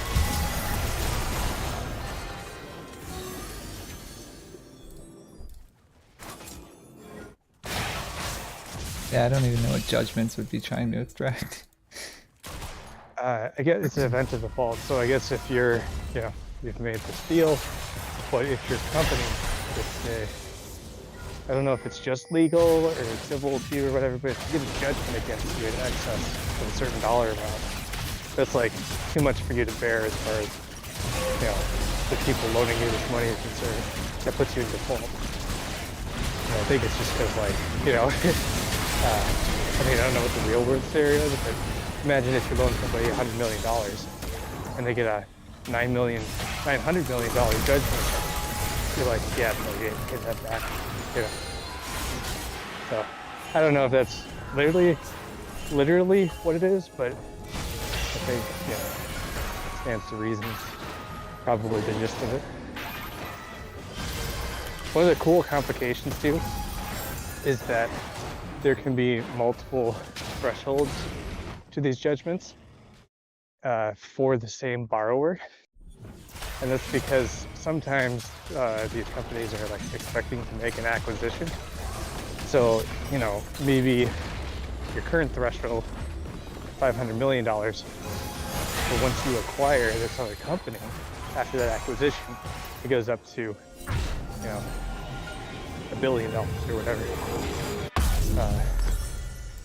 And they didn't really explain it anymore to me, but you can imagine you just made this acquisition to your larger company.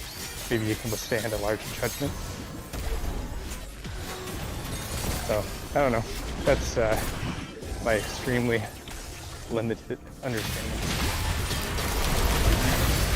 And that makes it a more complicated problem, because there's potentially more than one judgment for the same borrower, whatever language. But it is more interesting.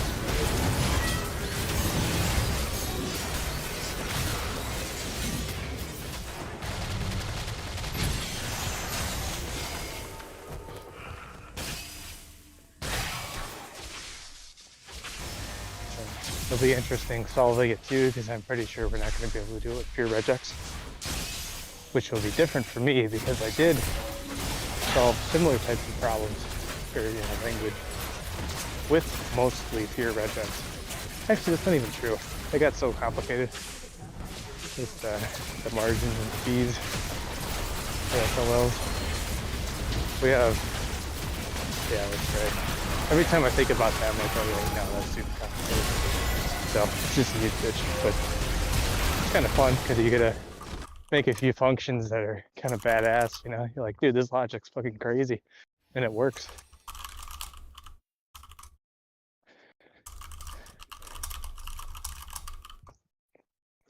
And the best all-time exclusion is the words "and that the," which indicates it's kind of like a sub-statement that's delimiting to statements about whether the margin of the fee or the increase or the decrease or whatever if you find that language, chances are they've moved on from what they were talking about previously to what they're now talking about in that particular case. But it still gets me every time. That's like, what is this language? But it works.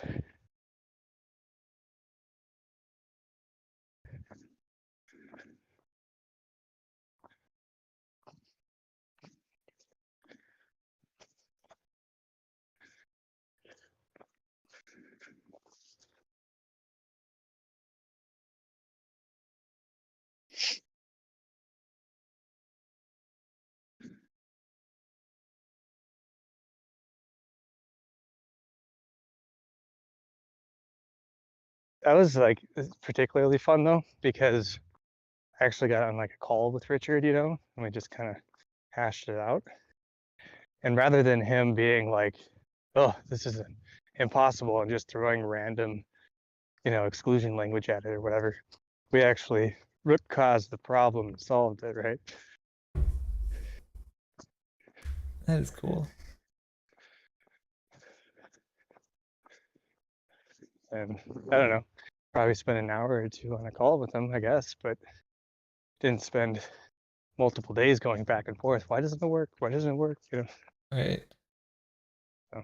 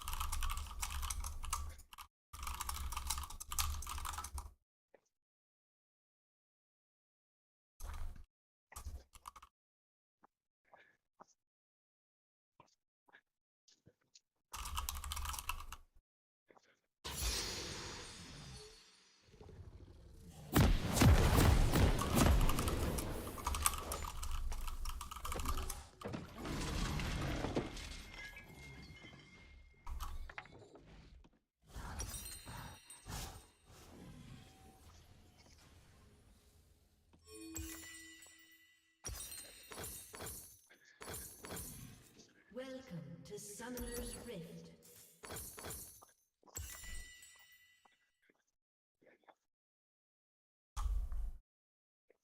Seconds until minions spawn.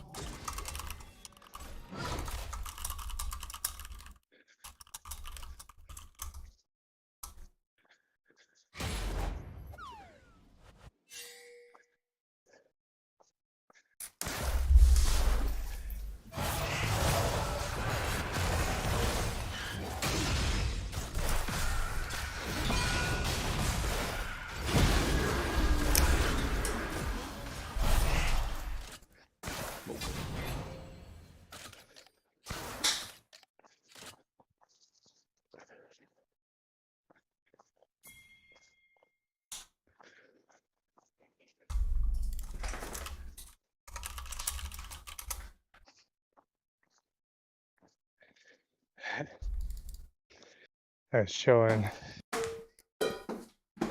my brother and his wife your loading in picture. Yeah. Yeah, I was explaining how I was debating which character I wanted for. And what? Soy Boy, Florida Man. Oh yeah.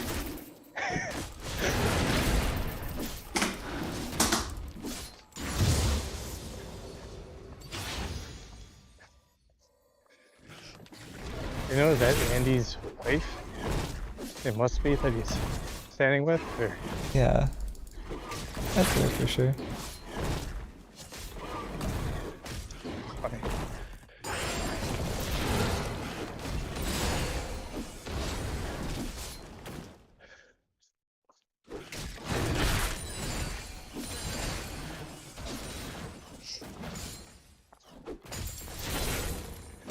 Yes, Andy still looks like Andy to me. So I already knew what he looked like. But overall, he looked older, you know, because I don't know his wife. So she just looked like that, you know, kind of middle-aged person to me. Yeah. It's like, oh, I guess we're kind of getting in the zone there. Yeah. That's just the age we're. It's kind of, is what it is, I guess.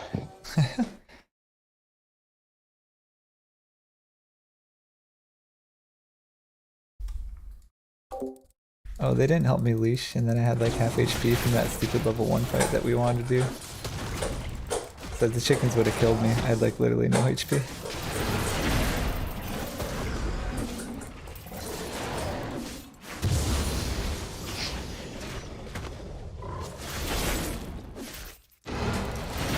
Rengar's also just terrible at chickens.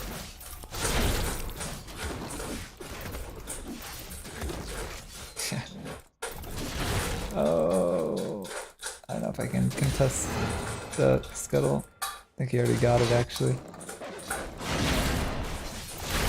I was going to the bot one.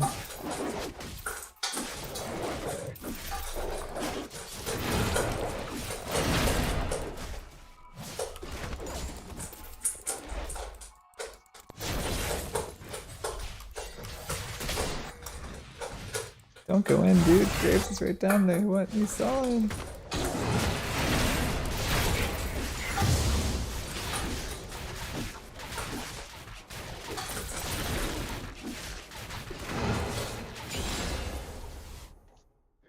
Pretty sure this is already gone.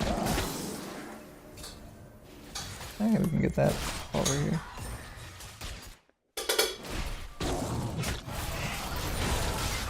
Oh shit, he wants it.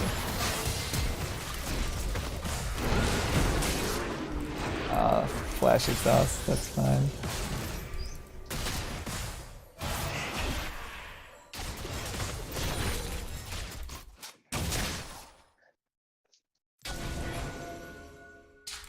Yeah, that's gone. Could maybe do dragon actually. I mean, he'd see us though.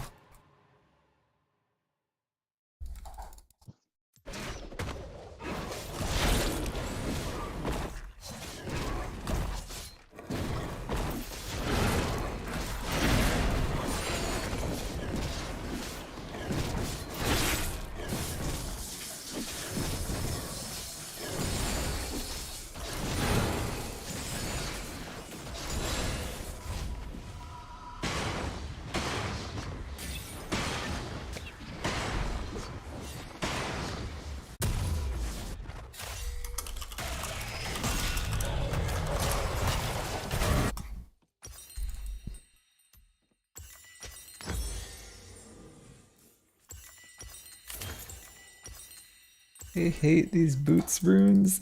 I want my boots now. An ally has been slain. Oh, he's dead. Garrett's probably took my toad already.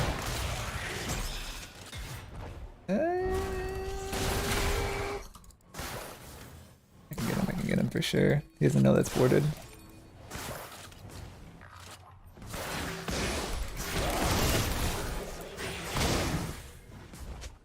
Get his friend too. Unless he went home. Probably went back. Oh no, he's still here.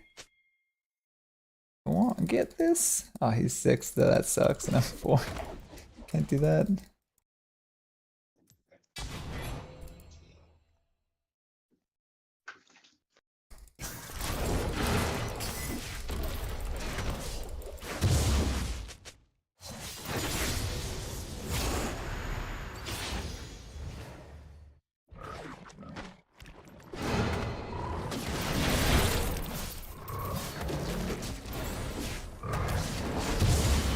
No, I couldn't get Mordekaiser when he's 6.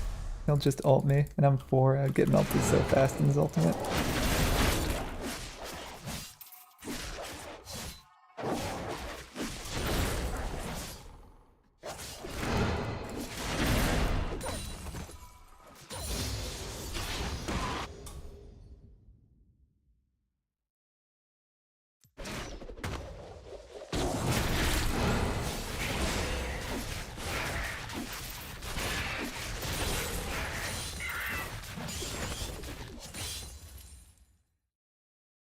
Please don't take this, please. Thank you.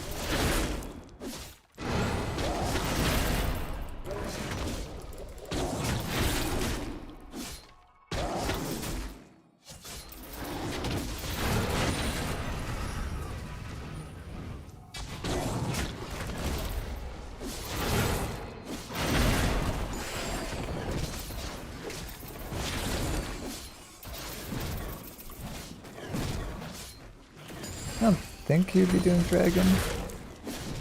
Like he has pressure too, but no one else is there helping him. So I don't think he would be. Oh, speak of the devil.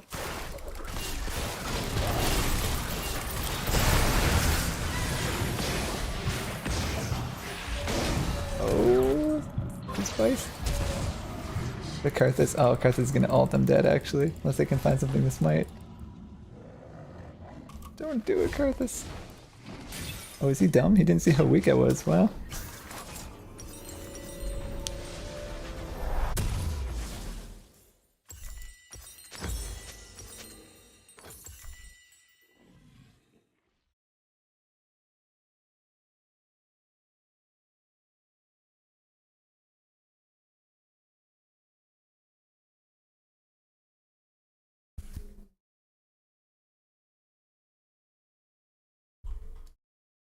An ally has been slain.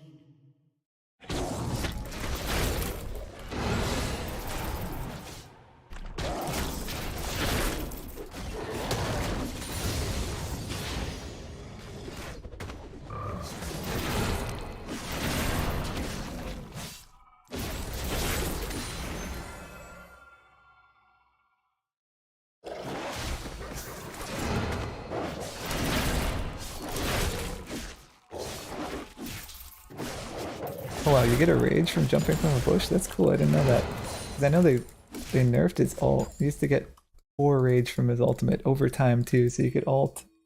And then during the fight you'd be getting your rage like 1 tick at a time, which is amazing.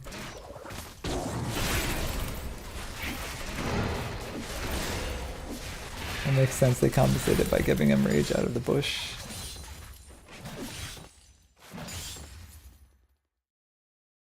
Remember his bola used to be targeted too?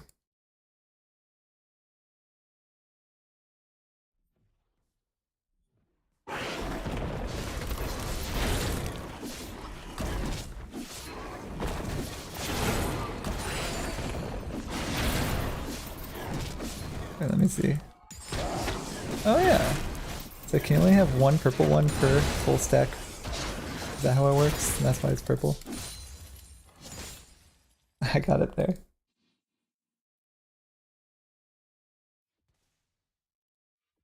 Graves is top. They already took dragon. Bottom jungle's probably gone already. Get ult the Senna from behind.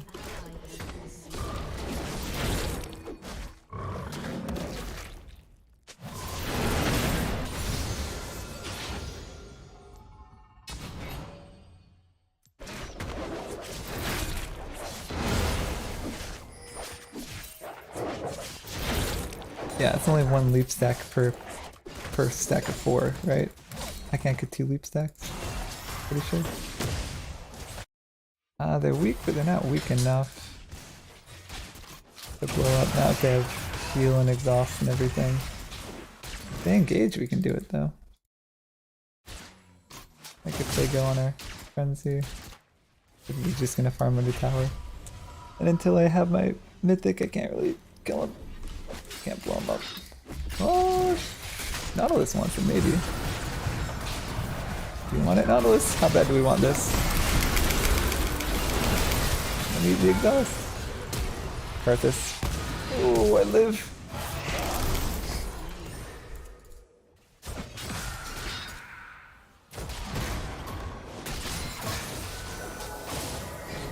Man, Senna's so strong.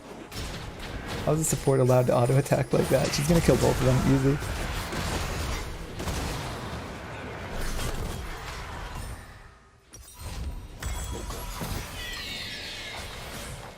Let's see, they only have...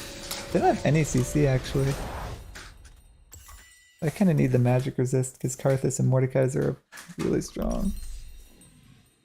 And again, they have 3 auto attackers. Probably get steel caps.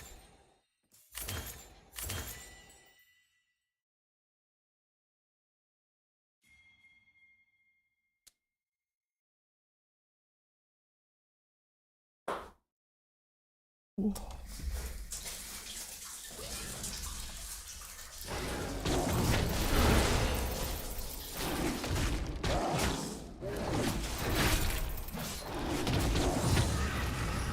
I just have whatever Professor gives me. I hate futures market, but whatever. Apparently that's what you're supposed to get.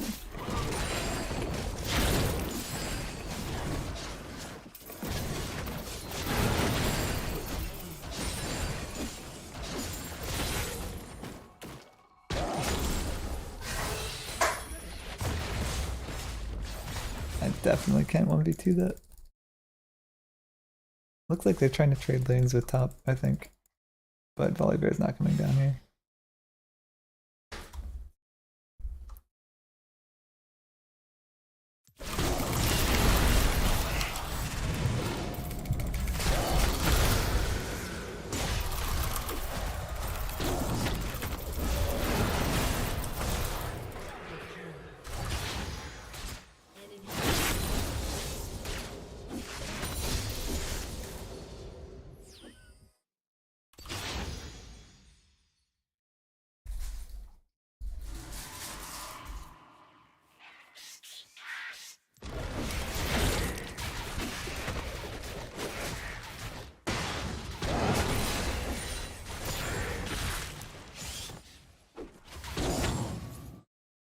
That's so funny, I didn't even notice that.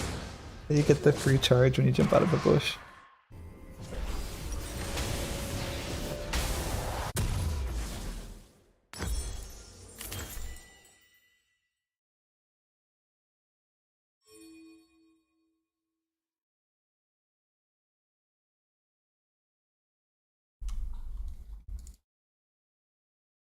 Oh, are we gonna contest that? It's just Water Dragon. I feel like without a strong bot lane, I don't really want to contest it. Ganking Mord is hard too, because he'll just ult one of us. I don't know, man. Can't really gank Mord. Oh, he's just recalling anyway.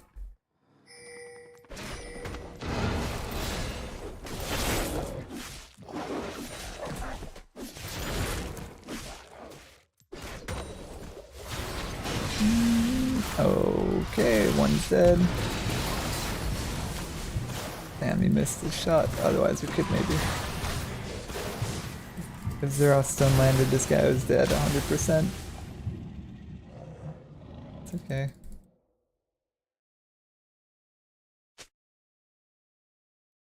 Yeah, probably.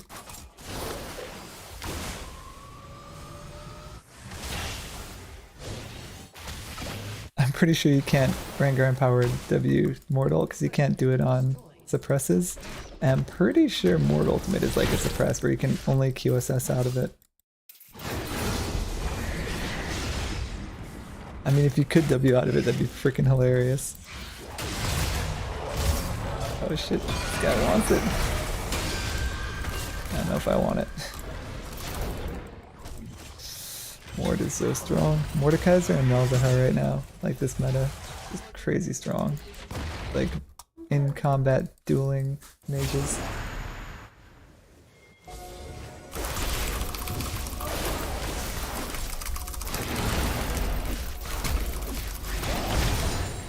I got it. Yeah, I brought him out at like 5. Yeah, he might need to go potty. He should have enough exercise though. Can you take him?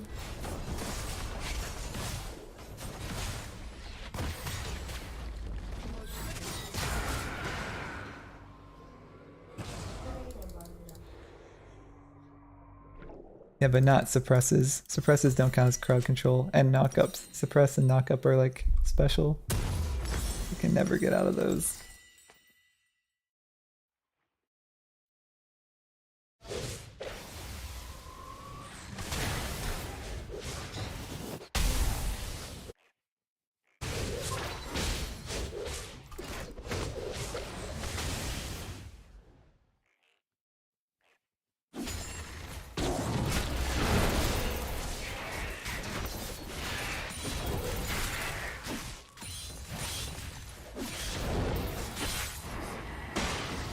Can blow him up though. Easy.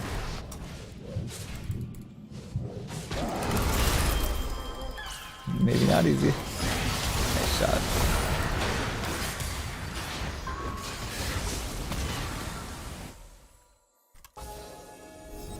Oh lordy. Thought he was gonna burn for a second.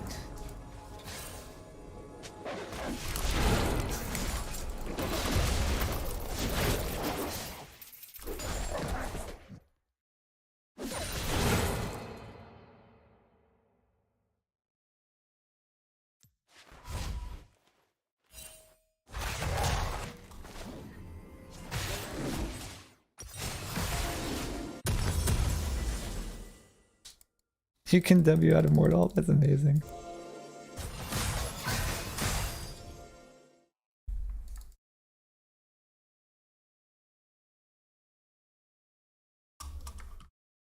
Not out of, probably not out of Malzahar or Warwick Ultimates, because those are like actual suppresses. But Mordekaiser Ultimate, I think it's in this weird spot where like it's not really a suppress, but it's like definitely something special. Probably get these guys.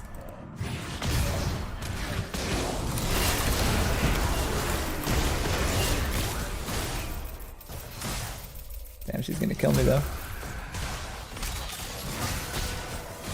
Thank you for the heal. Dude, what is this? The support can just 1v1 our 80 carry, that's insane. Garbage.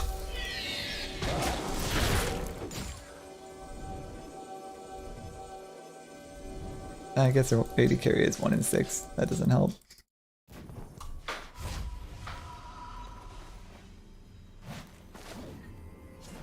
Well, you can W out of Malzahar ult. It's probably like QSS then, right? Where like it still does damage, but you get to walk around.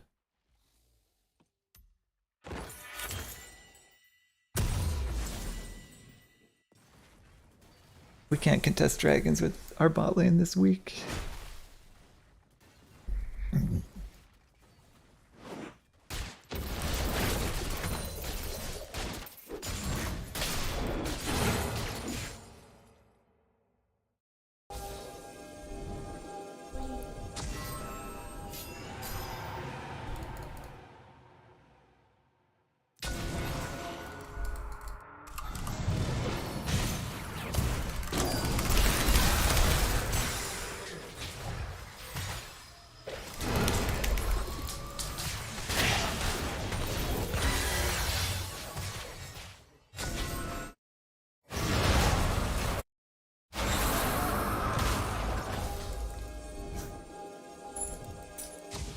Do we want this? I don't know. Oof, he's strong. He's a strong one.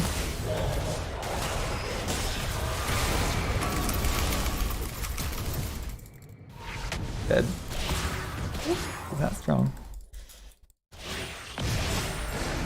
Almost got hit by Sentinel though.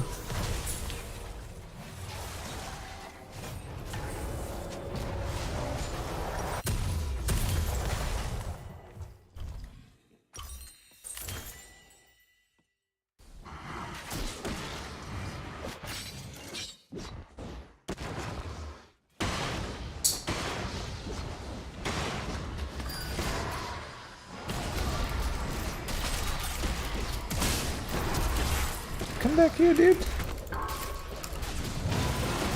Oh wow, they're getting Baron, that's why he's letting us kill him. He doesn't even care. He's like, get me.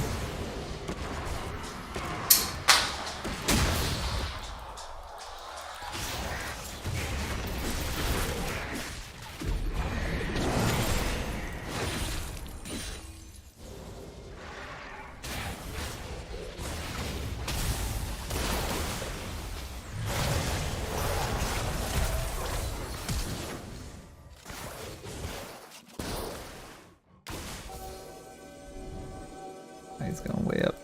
Maybe we can still cut him off. Oh no, it's Mord. No, fuck no. Alright.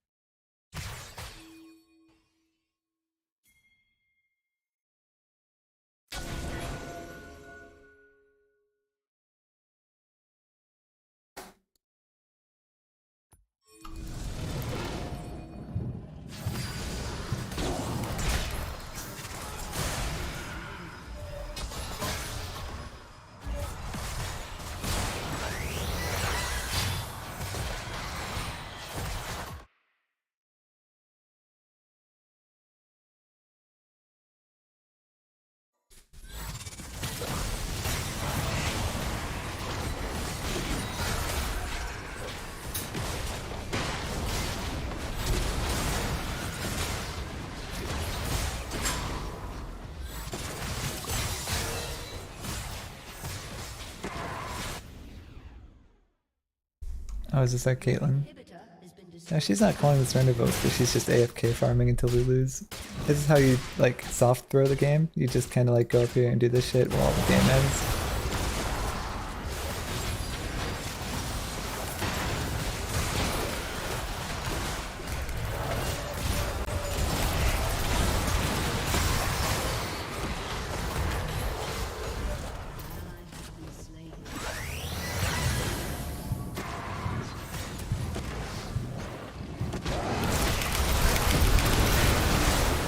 Oh, I got blows.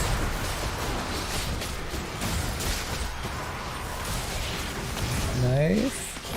Oh, what does Xerath does no damage? What did he build? Huh, I don't know.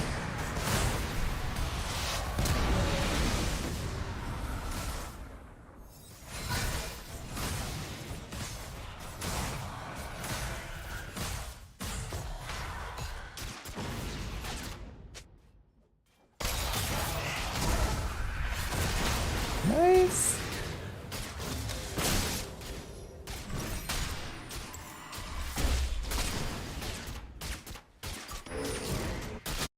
Turret has been destroyed.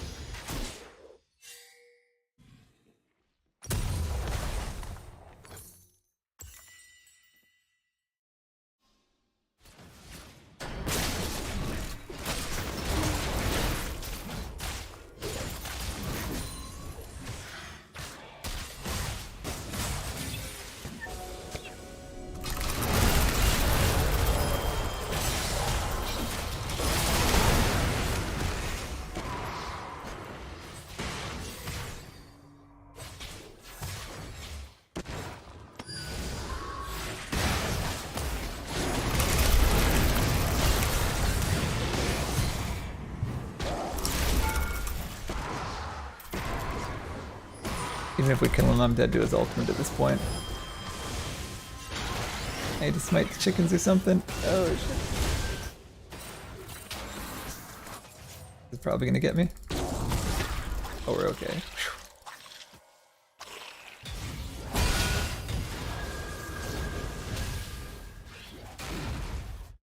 An ally has been slain.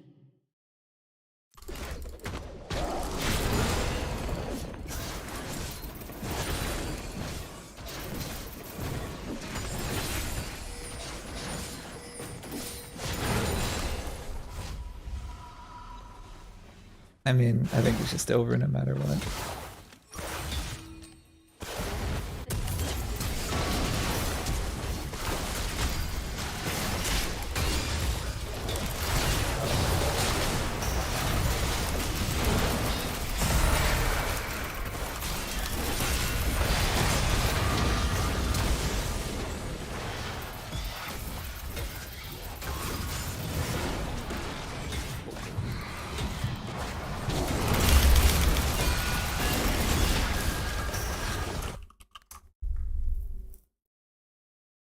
Karthus ult? Oh, yeah, it's not fun for anybody. But it's like, he was one of the original characters and they all have cheesy shit like that.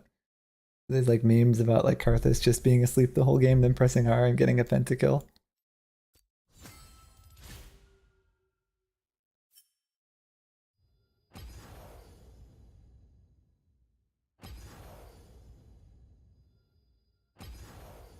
Yeah.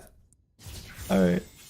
Well, I gotta take Zuko out, and I'm probably gonna eat and go to bed. But I'll see you guys. Yeah, you can hourglass it, true. You can heal and stuff like that. So it's not actually too bad.